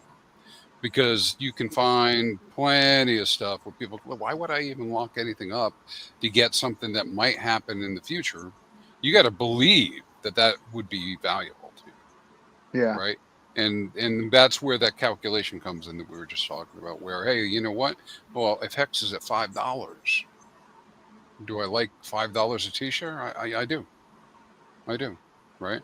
Do I like $5-10 a day per t-shirt? Yeah, I like that a lot. You A know, lot. and so, but you know, the argument is I can't really prove to anybody that's going to happen, and I can't prove to anybody the price is going to go there. Though the prices have been coming back now, so people believe that a lot more. But there's this opportunity to create that kind of a inflow, and I think the way we always looked at it, you know, truth engine, you know, Hex being the truth engine, protect yourself from yourself. Those are all viable. Yeah. But God, how can you argue with somebody though, right? About, hey, you know, lock up your $5,000, $10,000 for over a 15-year ladder. You know, if they're not willing to believe that this is going to be valuable, how do you convince them to do that when you're on the verge of a potential like mega bull run, right? Because everybody wants to get out at the top, so you have to have like really long time frames and all that crap, right? It's crazy. It's crazy. It's hard. It's a hard argument right now to have. I think 1 out of 10 people that I talk to are like, "Yeah, I'm still staking," you know. And then we look at the long stakes, and this is where it's. I call it well, it's asymmetrical play, right? We had like 120 wallets last month, stake Cuatro Cinco. Nice. You know, so that's good. It's Belief. low, man. It's so low. People Yeah. are people are fading it, so I got mine in. You know, I'm not going to miss out on that because I do believe, and I do believe that it's going to turn out to be for the best. Because remember, nobody benefits from all the things that could happen with the whole staking scenarios, except for the stakers. If you're not staked, you don't have access to it. So. Yeah, Yeah. it's a tough one to convince people that they should, you know, stake up for 4%, 5% APR. You know, it's tough. It is. It is tough. However, the OA has never done anything to harm the system. So I don't think that the plan here with what it was doing was to harm or make gain for anybody else. I think it was a equalization tool or a way to, you know, kind of like ease the inflation. Now, again, we don't know what the OA could do if the OA emergency unstakes, or, you know, just allows the unstakes to happen or whatever, or lets them bleed out, or who knows what it may do. You know, there's no telling. We didn't know it was going to stake, like you said. So, you know, but you're not going to reap rewards of, I mean, those could be massive emergency end stake penalties, you know. There is one thing we do know though, is that this wasn't an isolated incident. The rate on PulseSec was also cut. So both of those things were done very, very close to one another. So there is a plan. This isn't some a punishment. This isn't something like that, right? This is there is a plan for this 100% for the dude. Yeah, dude. I mean, I probably understate it, but I mean, I tell people what I'm seeing. There's a supply squeeze. It's just it's this, you know, it's what's going to happen. And you know, people argue, well, they'll know, but people have billions are going to sell it. You know, the emergency end stake, yada yada yada. It's all true, all true. It's really hard without kind of like zooming out and looking like at a 10-year, 15-year level. Why it would make sense to do a Cuatro Cinco stake today, because you ain't going to get the same stake in 5 years, right? Nope. But all this stuff has to happen. All the things that I think will happen have to happen. You know, crypto's still here. All the prices are going up. You know, Hex bottoms, you know, goes up to $5 or whatever and comes back down to 50 cents. Then it would have made sense, but you won't be able to go back in time to do it. Yeah. because you can't go back and get it. Let me grab the chat real quick. Hey, Kate. Hey, Cape. One of the things that we tried to do early on was like not step on each other's streams. But as time went on, there's just so many hex streams going on, and we picked a time slot for this one, and every once in a while that gets messed up. We'd love to stream with everybody else or not on top of everybody else, but hey, they're all recorded so people can watch them. But we don't do it intentionally, and sometimes just scheduling works out the way it does. But we support everything RH Max does and all of his streams. So, it just sometimes it just rolls like that. Yeah. And then Hexagon Lost in Asia says EES will never happen. Ooh, don't ever say never in anything in this ecosystem. The stakes are designed to derive APY slowly. And I agree. I agree that, it's designed to the stakes are designed to come out slowly and bring it up. And but who knows? Who knows? There could be an Easter egg in there somewhere. And again, you never know what could happen. Well, I like the random pinata theory that Johnny professes, so it'd be pretty cool, meaning that these things, I don't know that the OA would do this, but the idea being that the OA could perpetually merge the end stake, pays itself most of the penalties, and stake again, right? So if I thought the OA was a degen and would do this, they would merge the end stake, reward all the stakers that are staked, with a very small portion that they actually get. All of the rest of it goes back to the OA, restake.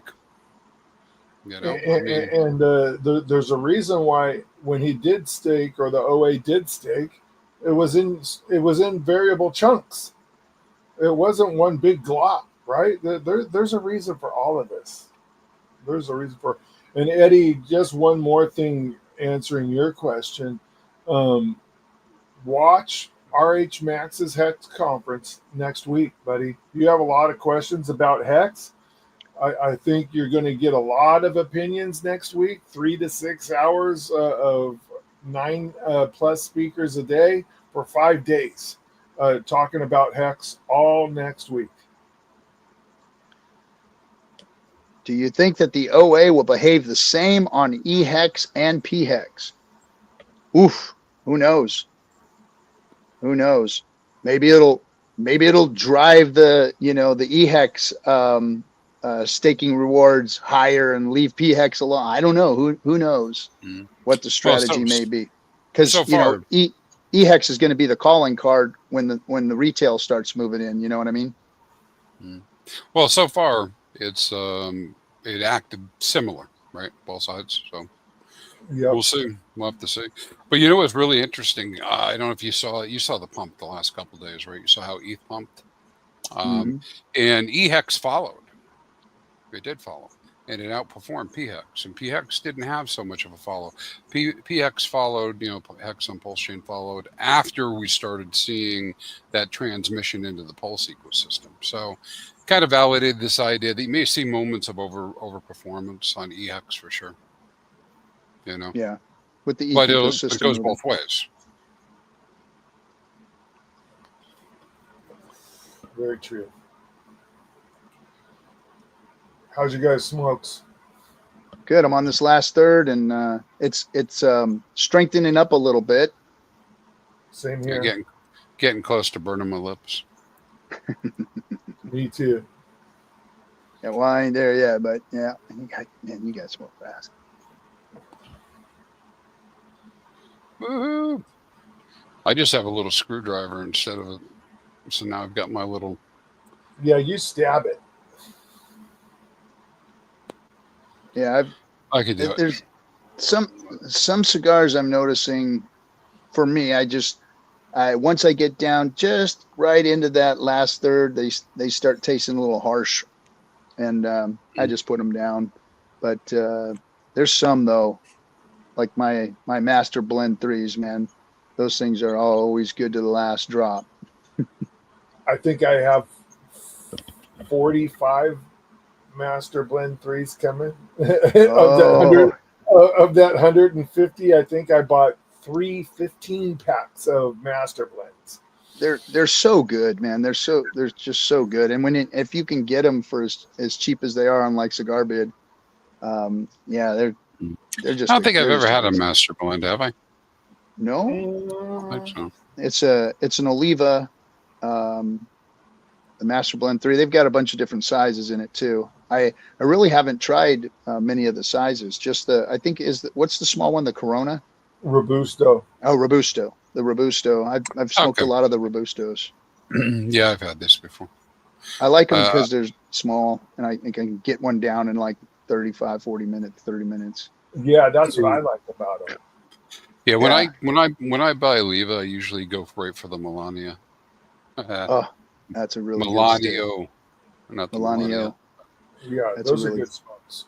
they I'll are go really good right stuff. for that, but they get a little pricey after a while. So Yeah, but yeah, that's I think that's their flagship, right? Is their Believe 5 or the V series, I mean. Yeah, and then the Perfecto is probably their Halo one, right? The Perfecto's nice. Is that the one that they got lined up in the box like a fan? No, that is that's the 135 series. I have one, two in the house. I have 4 boxes of those that I've killed. Oh, have you like those? I Yeah. haven't. I always see them, and I've never grabbed one. There's always like a half a box in every humidor I go into. There's a half a box of them, and I just haven't picked one up yet. Here's something that's top secret that we're telling the world right now, right?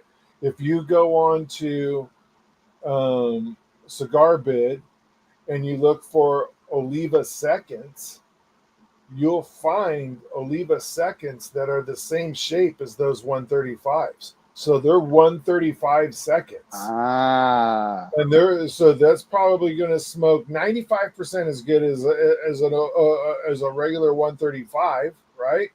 Yeah, because they just have some blemish or flaw in them. They can't put them in the Yeah. box, right? And it's half the price, and you buy them by the bundle. yeah.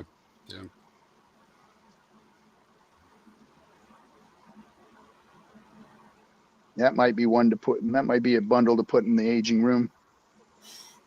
We may be in here talking about a $64,000 ETH, but we're still looking for deals on cigars.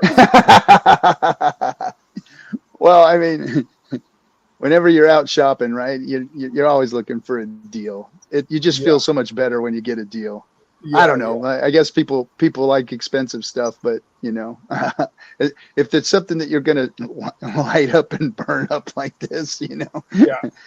I mean, gosh, it's like taking a $50 bill and burning it up sometimes, or $150 bill if you're getting a super premium cigar. I've got like cracks growing on this side and that side. And you ain't giving up on it though. Yeah, I'm not. That's Not good. at all. This one held up nice. It's been perfect. I don't know what these wrappers are. Are they Connecticut? I didn't look at the wrapper on this thing. Let's see. I had it up. Yeah, I did too. This is on the M. They call it the M series. I think it's a Connecticut. I think it's Dominican, Nicaraguan binder, Dominican binder, Nicaraguan filler, long fillers, and maybe a Connecticut wrapper. I'm not sure. Maybe not a Connecticut wrapper. Maybe it's a. So this is M. Mm-hmm. Yeah, ours has a Ecuador Connecticut shade wrapper. That's what it is. Ecuadorian Connecticut. Yeah, this one, the M cigars are Connecticut shade. Yeah. Connecticut shade. Yeah. Connecticut shade. And that's your favorites, right, Crispy? Yeah, of course. Of course. If the light's on fire, I like it. Now, have you guys had the Atabey Lancero yet? Mm-mm. I haven't had an Atabey Lancero yet. Oh my goodness, man! I'm telling you. You turned me on to those Atabeys, and then I went out and met Super Dave out in Texas, and he handed me one of those. He goes, "Try this."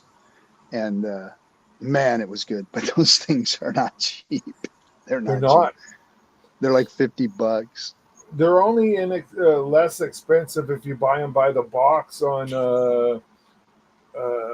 that one page, small batch cigar.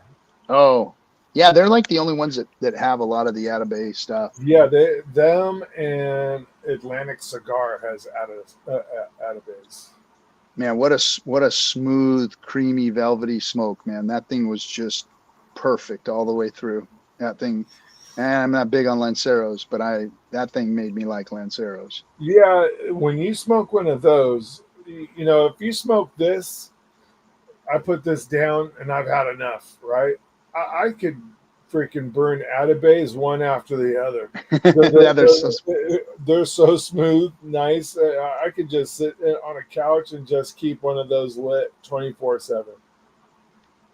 The guy I sat down with today, I watched him smoke three. He had one sitting there done. He was finishing one when I got, and he was leaving like this much stick, Right. He had one done. He was finishing one when I got there, and he lit up another one. And I said, you ain't playing, huh? He goes, I only come in here once or twice a week, and I'd smoke 3 or 4, maybe sometimes 5 cigars in a row, and then I'm done. Holy mackerel! Right in a row, just boom, boom, boom, boom, boom. 4 or 5 cigars in a row. That's a all-nighter poker game behavior right there. That's what that is, 100%.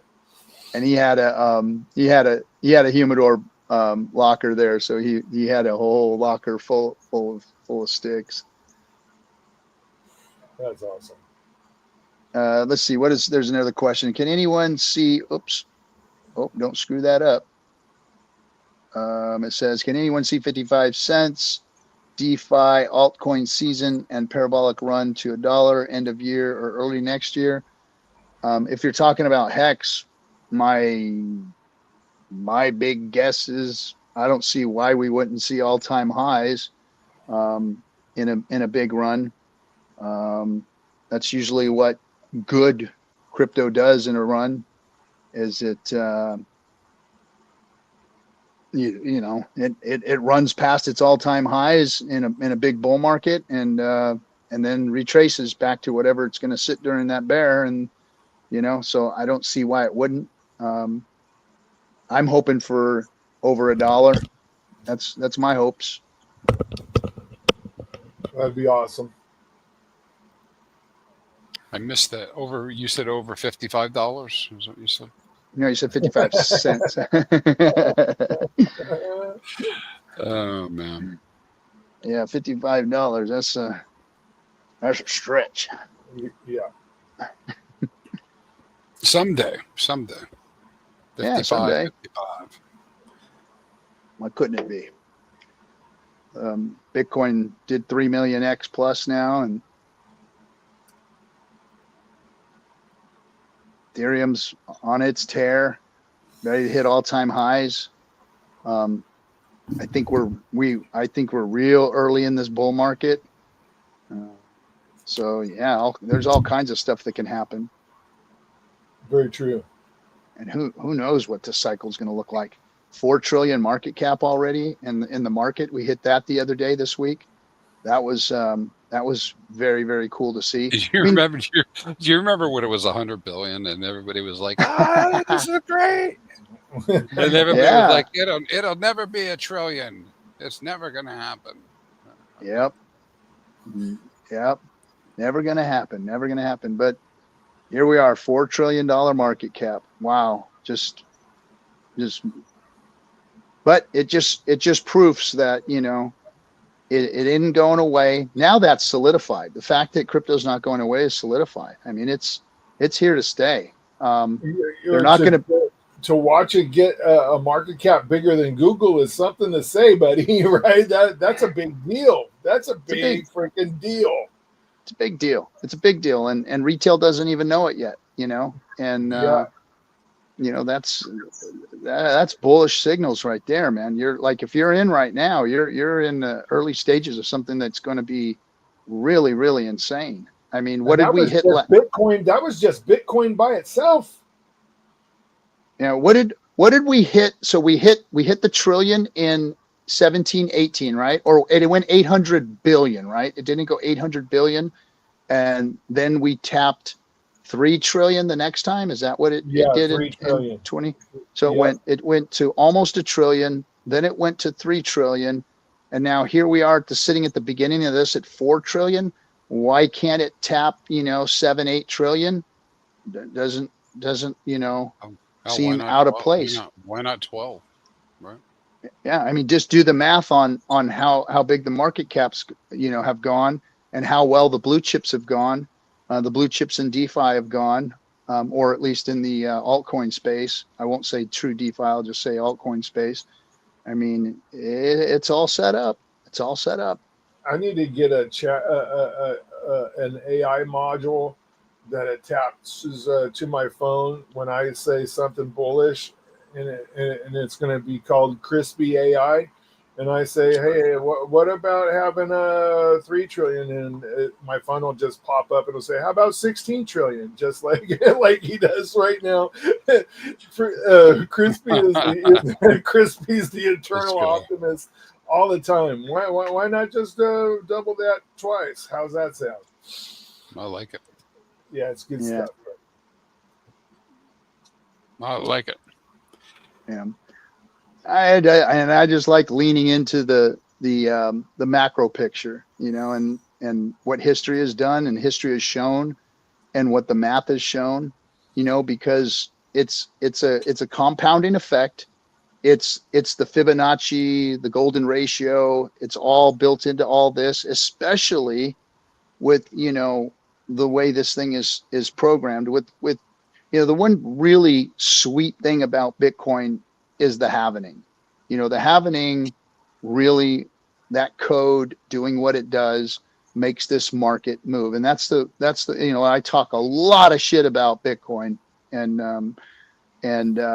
don't like it, but I do respect it and appreciate it. And that's the one thing that I think is the macro indicator when you look at how the markets have moved over and over again, based on the code, based on the timing. And, when market sentiment leans into that, and legislation leans into that, and adoption leans into that, and, the ease and ability of retail to get in leans into that. And now that we're creeping really close to that, another indicator for me is just kind of a macro outlook on just numbers in general. Once you get a movement or a rebellion or any type of change, any type of thing that is disrupting systems past that 3% mark, that's when you really start to see exponential growth and that thing taking a foothold. And that's where we've crossed. I think that we've crossed that point. I think that if you look at, the amount of money and people that are in Bitcoin or in crypto in general, we've always been creeping up into that, 1, 2, 2.5, 3% mark. Now we're at I think probably 4% global, adoption of crypto. It's at that point. It's right there. This bull market is crossing over that and probably going to bring in mass adoption to crypto. And that's the golden cross of the population. That's what you're saying. Yeah, well, you look at you can look it up. There's different theories about this 3% and how a movement, when it grows past that, any type of revolution, rebellion, disruptive technology, group of people, once you start crossing that 3% mark, I always equate it to that one silly video, that guy making a goofy dance out there by himself, and then he starts gathering people, and it goes right into the networking effect. Yeah. And it's exponential growth after you start crossing that 3%, 4% of people, participating, becoming part of the movement, becoming part of the rebellion, becoming part of the disruption, that it really starts to take a foothold.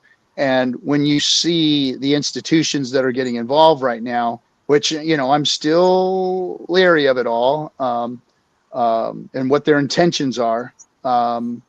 But that's when you're going to start seeing the exponential growth. This cycle, I think, is where we're going to start seeing that. Yeah.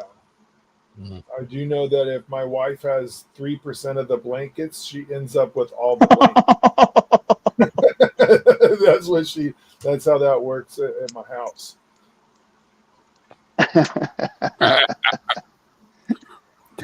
of the blankets. Yeah. So yeah, it's just another one of those macro indicators that I like kind of looking at and stepping back. Well, And that's a good indicator, buddy. You're right. The use of the gentleman dancing on the dance floor and it becoming infectious. That's a good way to put that. yeah, and you see it.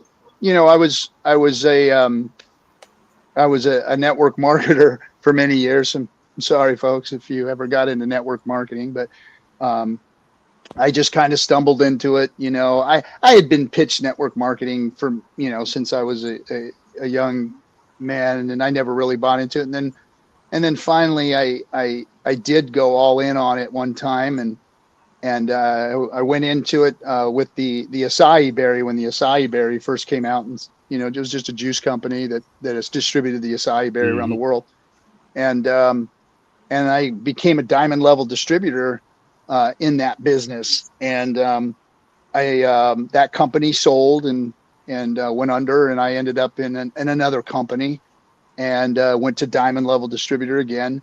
So I saw the networking effect and how it worked. Now, I don't necessarily believe in that marketing technique, but there were a lot of good lessons there, and there were a lot of good indicators of how networking works. Those people in that business are very good at teaching people how to go out and market and how to build networks, and there's a lot of good in there. Even though I think that a lot of those companies' models suck and their products suck, that they just use a lot of the networking effect and hype and whatnot to build them. But watching exponential growth happen at certain levels, and when because there was points in my business where I couldn't really stop it from growing. It was just growing. The only thing that stopped it was the companies, getting greedy or being stupid or doing dumb things or whatever. But for the most part, I learned about networking and how those things exponentially happen, and that's where we're at, and that's why I push these communities in crypto so much, is because this is our marketing is word of mouth. It's one teaching one how to do it. So a lot of the same things that apply, a lot of the good externalities that apply in network marketing, not necessarily the structure of the marketing itself and how levels go and all that bullshit, binaries and all the level crap, and sales and how they're distributed. But the marketing itself, the growth itself, and how we act as a community marketing, word of mouth advertising group, all fit well in this. And those are the things that work in that industry. And I think that they apply here. And, and we have all of our talking heads. We have the people that are involved out there. We have products. We have good products. We have hype products. So a lot of the things cross over. But a lot of it rhymes with what's going on here in the crypto space. I would agree with you on that. But the participation though here is somewhat flat, right? Which I find awesome, right? So you do not have somebody bleeding off a little bit of your profit, and some of that profit goes to the guy above him, and so on and so forth, right? This is just flat. Hex is flat. You get in, you participate. You have a bunch of guys like us out shilling your bags for you quite often, right? And not having to pay us for that, right? It's a pretty awesome freaking opportunity. It really is. Yeah. And crypto ebbs and flows with markets, with the market itself. And in networking, it ebbs and flows with what the company does and what new product it comes out with, how well the product does. Those kinds of things are what, affect in that part of the industry. So, again, this crypto thing is so dynamic. It has so many things, built into it, from real world markets and real world finance, but programmed. And it's just it's so much more stable, because if you run into a down like we just ran into in a network marketing business, you ain't coming out of it. It doesn't, you just don't, it doesn't return, it doesn't come back. You have to go out and move to another company, and that's what they do. They hop to different company, find the new next greatest thing. But here you can sit in a blue chip crypto, which I consider Hex a blue chip crypto in the DeFi space, and just wait for the market to come back, and then boom, throw the marketing out there, whatever that may be, and everybody, working during the bear market is going to reap the rewards in the bull. And then when the bull comes, of course, everybody gets out there and all hands on deck and pushes it, and of course, that's when we see the most interaction is during the bull markets. Most people go away with the tide in the bear market. It's just like traditional finance, right? Traditional finance has ebbs and flows just like the crypto market does, except for the crypto market is on 24/7. You're not sitting in New York waiting for the shoe to drop when Asia wakes up, right? It's up, right? They're awake. They're doing this 24/7, 7 days a week, and if they're not doing it, their bots are. So you just have to be prepared for the same ebbs and flows times 10, right? Higher highs, lower lows. And you just need to get used to that. Not panic, and don't put yourself in a position where if you do drop 99%, you won't panic. Yeah. See what Eddie said here. How do you think the market is going to do with Trump and Putin speaking? I don't know if it's going to have too much of effect on anything, to be honest. I don't think that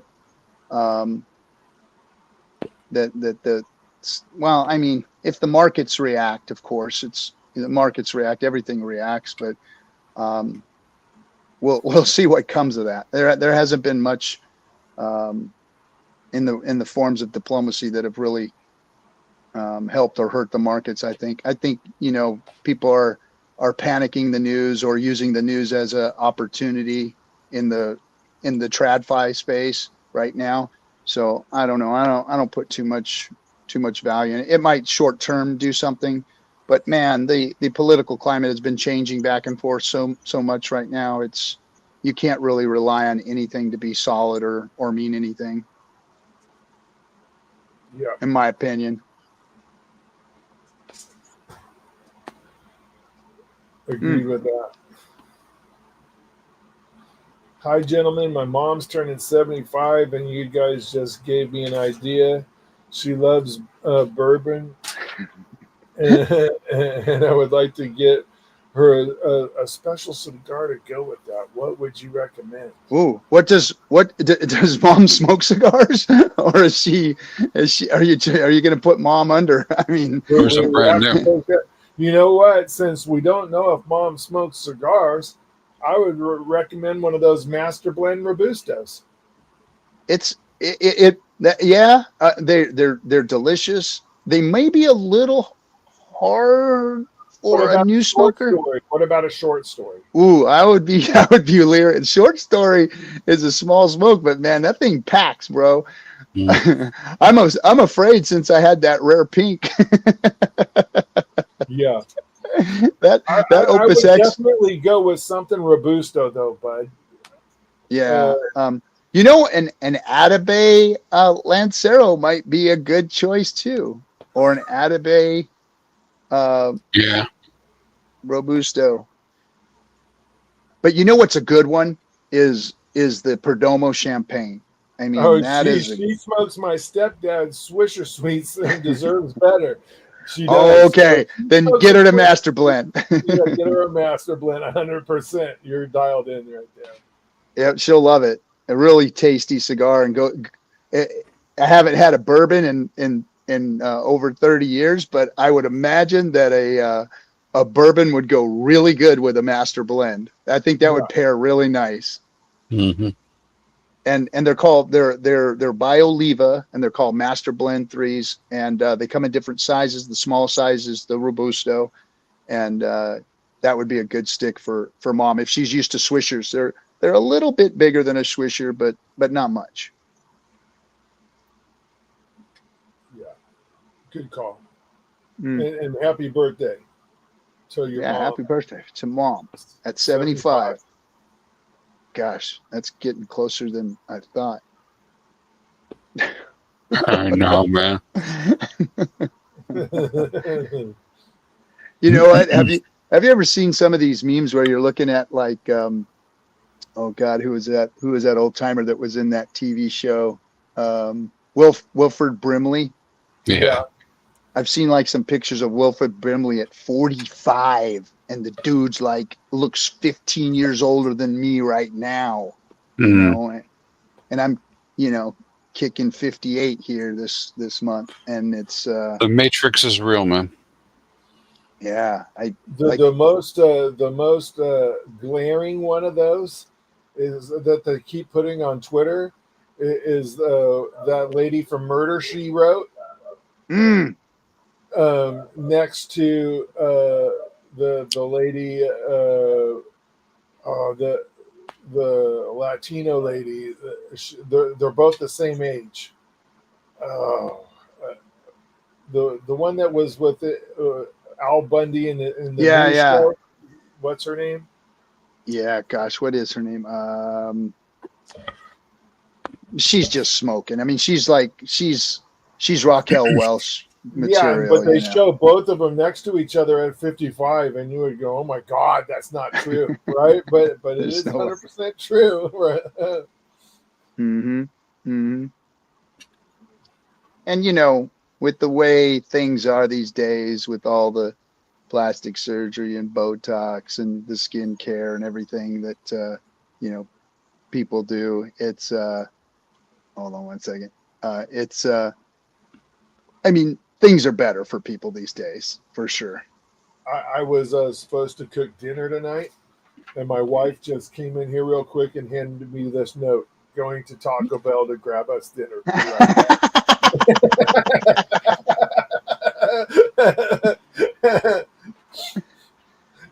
Yeah, I know. I was in the parent teacher night, so they decide that they're going to change up how they're going to grade again. So no more of the S's and N's and all that kind of crap. They're going to this new system, and it basically gives them a 1 through 4, 4 being the 100% A, which they say they don't want to give. But if your kid wants to go there, we can try and go there with them. But it's going to be very difficult to get that. We want 3s. 3s are the good, whatever. And I was trying to pick it up and figure it out, and obviously I couldn't. And that's when I picked up my phone and started looking at what you guys are doing, whether or not I was going to make it or not. That's so crazy. So 4 is available, but we don't want to give them out. Exactly, that's what they're saying. We're not supposed to. Yeah, that's bullshit. But yeah, I hate that rating system, like the 1 through 4, the 1 through 5s. And then they say there's 0. math. There's different 0.0. Like there's like 4 different categories that you get, or 5 different categories you get graded in math. And they can get 2s, 1s, 2s, and 3s in each different category. Meaning that if they get a 2, that doesn't mean they're not a 3 in this area or what. It was like, I was like, damn, man, I wish when I was a kid they threw my parents for a loop like that. They would have never figured it out, and I would have gotten in so much trouble for all the F's I got and D's. Yeah, there was a semester my parents got called, and I had a GPA of 0.6. I wasn't going to my classes, so they gave me a 0.6. I think I was around there somewhere. Yeah, I was going rapidly downhill, taking your same path. But didn't attend class very often. That's just the way that goes. Had a lot of fun though. Yeah. Education. Well, I guess that type of education is for some people, and I don't know. I don't want to disparage education or whatever, and I believe in it, and my kids go to college and all that stuff. But I've seen, the richest and most happy and prosperous and people given to the community that were D students, C students, and that doesn't mean that the professors and the doctorates and all that don't do good too, but it's for each his own. And that's one thing about it that I don't like, is that people are out there disparaging college or disparaging, not going to school or whatever. It's like, hey, everybody's got their own path, and everybody's going to do their own thing. And, you got to do what's going to make you happy. And, there's one thing, you should push your kids to do well and encourage them and everything. But, if it's not their thing, it's not their thing. There's a lot of electricians out there making bank. Mm-hmm. Making plumbers too. Plumbers too. 100%. God dang it, man. I don't think AI is going to take plumbers away. No. You're not going to have I don't know if you're going to have a robot jump in and maybe they'll come and unplug your toilets. I don't know. Maybe. I don't know if we'll see it. It's more likely the construction changes, Yeah, that's what would have to happen, right? Is you would have to have a uniform way of construction, so uniformity of bots could go in there and take care of business. But sending somebody into a craftsman house built in the 1940s, good luck with that. Yeah. If you're a robot, right? Some of the houses back in the day still had knob and tube wiring, right? Well, my place in my other place in California here is lath and plaster. There's no drywall. It was built in the 40s. How come I can't put my posters up on this wall? The tax won't go in, right? I've been there. Can't put my posters on my wall, Dad. Ben's the tax. Yeah. My first house that I bought, I went to scrape the popcorn ceilings off, and went up there with a scraper, and boom, it just stuck. And it was like, before they were putting the real popcorn up, they were putting this like plaster shit up that just was like a rock, and it wouldn't come off. That's not good. No. Screams asbestos to me. Is what that sounds like. I ended up. Logie says he's got a friend that just became a validator. That's awesome. Nice, good job, Logie. You know what? I can't say. I mean, hey, if you're looking for setting up something that's an income producing participation in crypto, validating is it, and validating is cheap right now compared to where it may be one day. 32 million pulse is very cheap at this point. So being a validator, good job, Logie. Or even participating in those that are already validators, like Vouch, right? Jexa does some badass stuff. He's building a nice little pool of validators, that guy. I like Jexa. I trust Jexa. Jexa's a good dude. I like Jexa too. Always been a good guy. Always been a good member of the community. And the Project Pi guys too. Concur. Yeah, Pi guys. I concur with that. Don't forget LPX and Validator X. Those guys are out there. Yep, there's all kinds of ways that you can validate without having to actually have the equipment too. So you just said it was cheap. It is pretty cheap relatively, but man, I'm just looking right now. What's the current price? 32 million. It's still $1,600, man. Yeah, that's cheap, but in comparison. But man, in comparison, go out and buy a Bitcoin rig. Yep. that ain't going to work in a year. Your validator ain't going to go away. Your validator is going to get more valuable as time goes on, and you're going to see you're going to reap the rewards of that validator into the future. It's not going to get outdated. You can only grow it, and literally your validator can be growing itself. You just keep rolling that pulse back into it, and it grows over time. Another little income stream coming in. And you can put it on a mooch package machine, right? You don't have to have hot rod cards or none of that stuff and a bunch of freaking RAM or nothing. It's just a rinky dink. I was buying those B machines, BEE something on Amazon. And if you get those little tiny box computers, they're about this big, right? That's what I got. If you get those on Amazon Prime Days, it's incredible. I have one right here.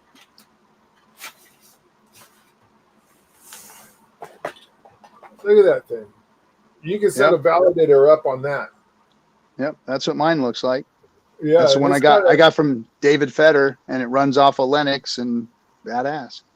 Yeah, B-Link if you're looking into it, but that's what they look like, and it's literally smaller than my hand, right? They're pretty good things.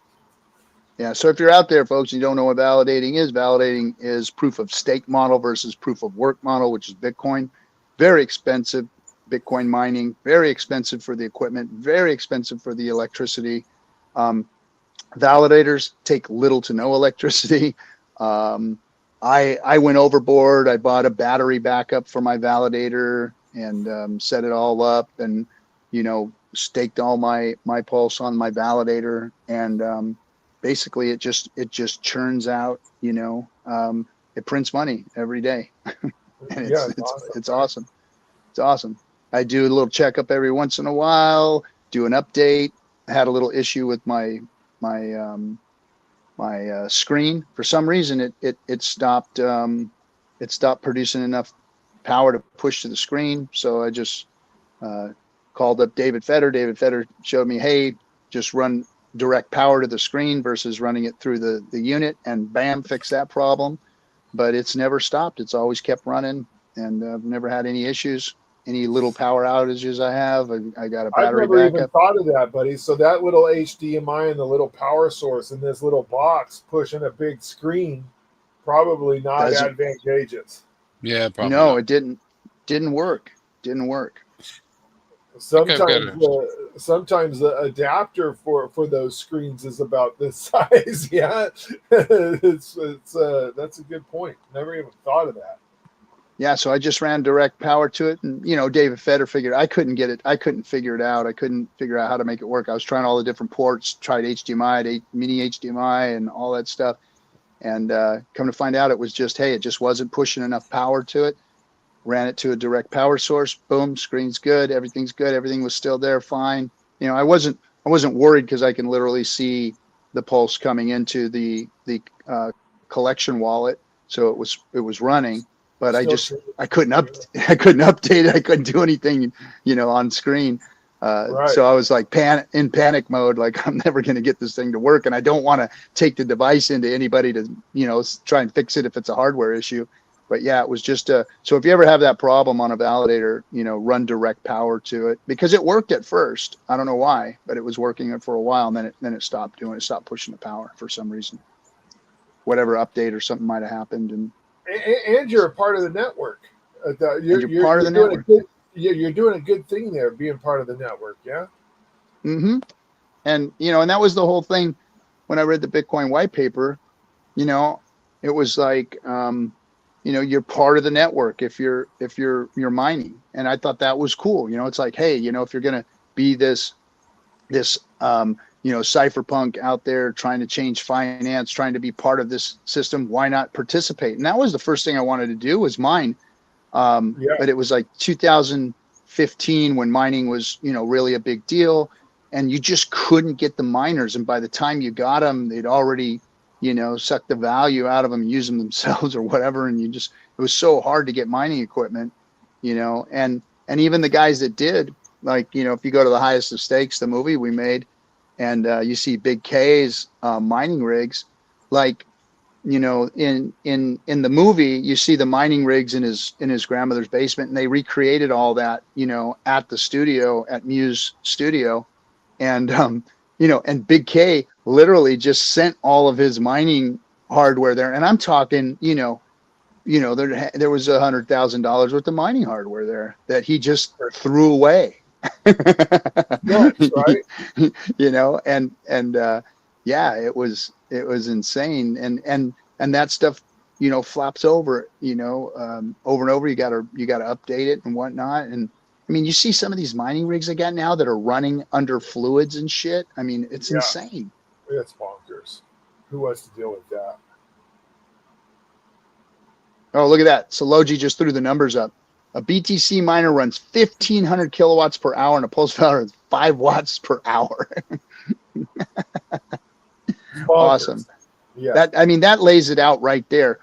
And that's one of my big issues with Bitcoin and the proof of work model, and the fact that these maxis, obviously they still have big bags and they're still trying to promote Bitcoin. I get it, but they push mining like it's truth. You know, it's value for value. It's that's where the value is coming from, is that wasted energy. It's like, it's unnecessary, and it's wrong to say that that's proof. You know, validating is just as good. More people can participate, and it doesn't harm the environment, and it doesn't suck unnecessary energy out of the world. And you know, it's unnecessary. It's old tech. It doesn't fit in anymore, you know. Hey, Tyndale, what's up? What's up? Good to see you, man. Yeah, nice to see you, Tyndale. I was in a space with him just the other day. I've been liking the spaces lately. I've seen a lot, you go lot more positive. Mm-hmm, Yeah, mm-hmm. it has been more positive. My cigar finally blew up, you guys. This freaking looking like a discarded cigar on the street right now. Yeah, So I'm giving up on this one. Yeah, I'm pretty much done with this. It's getting a little harsh at the end here. It's getting harder to smoke. Construction, I think, on it at the end here is just a little too tight, and maybe from the band, I don't know. Have you seen those cigars that Dave just talked about? Cigar Dave on Twitter. He was talking about 20-acre farm. Have you ever had one of those? I saw that, and no, I haven't. I haven't. I have not. Heard of that cigar. How about you, Chris? Man, have you Dude, ever heard of 20-acre farm? Ask that a question again. There's a cigar that Cigar Dave is talking about on X called 20-acre. Oh, no, I haven't seen that. I want to try that one.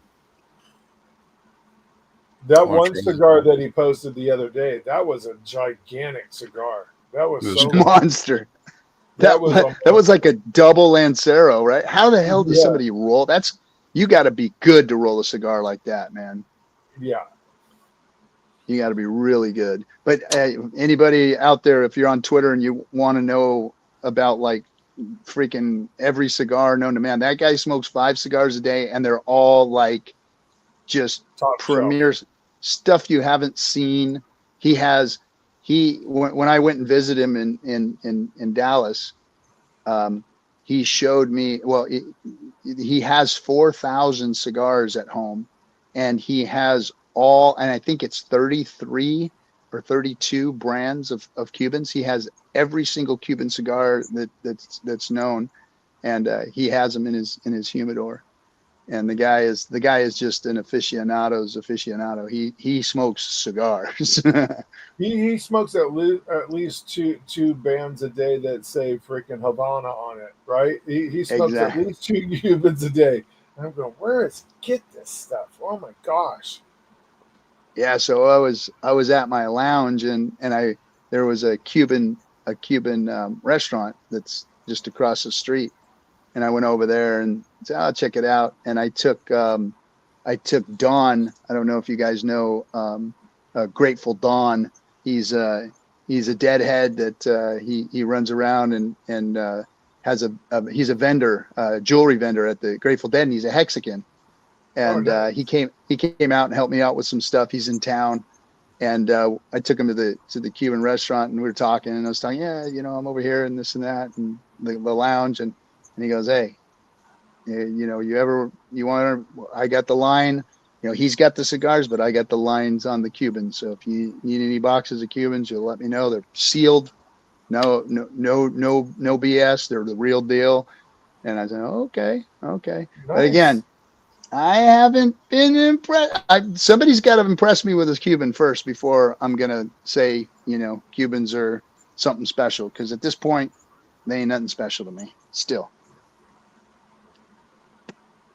That's it. They're probably he's probably down there with you because the Dead and Company just left the Bay Area a couple of weeks ago. Yeah, he said it was crazy up there. He said it was absolutely nuts. Monkey was there for 3 days.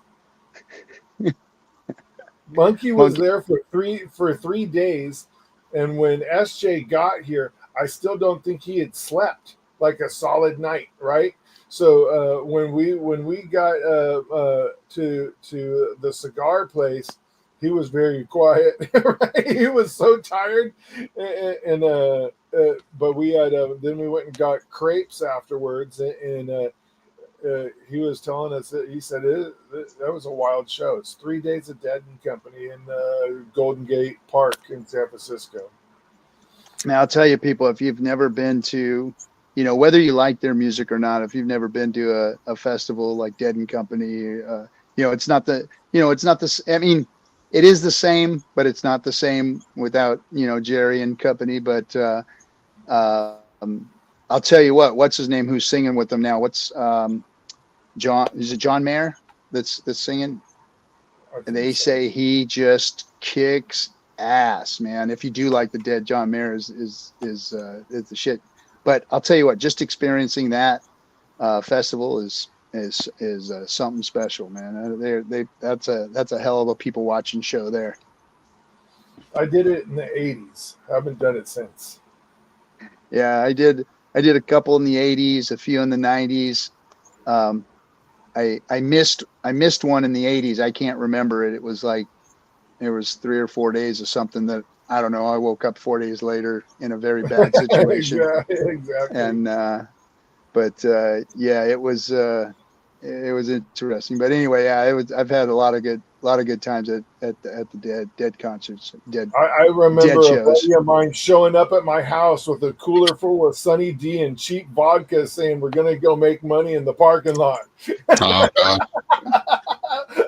I said, okay, let's go. And we're trading freaking screwdrivers to people for wheat berry pizza made in a school bus and stuff like that, right? It was a blast. It was a blast. Yeah, man. Good stuff. All right, everybody. Well, we've been on rolling for a couple hours now. We've finished our sticks. I think Crispy's on his next one, right? Yeah, I started a second one. Yeah. But I appreciate everybody coming. Any final words, guys, before we cut out here? Tune in to the Hex conference next week with RH Max. I think that's a barn burner. I think it'll be awesome. Yep, I think SJ's already got the links in the description here. So if you have not participated or been to one of RH Max's conferences, you definitely want to. It's going to be the best of the best in the DeFi space, and especially in the Hex community. He puts on a good deal, and he knows his stuff. He's out there debating everybody, and he has a good show. So if you haven't followed RH Max, get out there on Twitter and follow him. Go check out his YouTube channel, and get yourself involved. My last final words is I think ETH's going to all-time highs this weekend. We might even see it tomorrow. That's my predictions. Once we break that resistance level in ETH, it's on, guys. It is on. Yeah, watch that Sunday, Monday combo, man. Sunday, Monday, yeah. Because you'll see that break probably Sunday, and then Monday, we'll see what happens. We'll see what happens. All right, and then anybody watching UFC this weekend? It's on Saturday. That's what I'm doing. Tacos and UFC. Sure. Yeah, I'm watching. Well, Sure. I'll send you some texts. we always send each other texts like, "Oh, did you see that?" That was rough. That was a rough one. All right, guys. Well, thanks for coming, everybody. We'll catch you next week on Burn It All, and don't forget tomorrow is the effing hangout. I think he hasn't really confirmed yet. He gave me a, well, I might make it, but Johnny Chaos and myself might be opening up the effing hangout and having a little go at this bull market and what we think about it, and the two old guys eating shit and barking at the moon or yelling up at the sky or whatever, and that's going to be on tomorrow on the effing hangouts. Thanks for coming, everybody. Have them do Money in a Cup live. There's Money in the Cup. That's the one I always remember of him. There's still Money in the Cup. That was my favorite video he ever did. Yeah, if you guys don't know Johnny Chaos, he is one of the gems in our community, and I love sitting down and we hash it out a lot on the phone and on a regular basis. We'll just sit there and chat for hours, but he's a good one, man. He is a good one, and they don't make him any smarter in this space. Johnny knows his shit. All right, everybody, have a good one. Thanks for coming. SJ outro. Thank you, everyone. Oh wait, we might have another special. You got to stay crispy. Okay. All right. We might have another special guest tomorrow on effing. So, all right. Well, we'll be planning on that secret guest. Tune in to find out. It's like the end of a Batman episode here. Right? That's pretty wild. Tune in. Ooh. Right on. All right, man. We'll catch you guys later. Thanks for Third-board leaf, sun-soaked and proud, hung in the rafters, wrapped in shroud. Hands work strong, they twist and bind. A rebel's oath, slow burned and signed. Burn it all, let the embers soar. Gold in the ash and coal in the core. No masters here, no gates to climb. We blaze the trail, we love that time.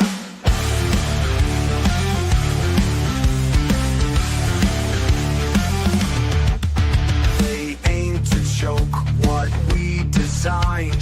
The flames don't die, they realign. The pulse within begins to rise. We break the night and claim the skies. Burn it all.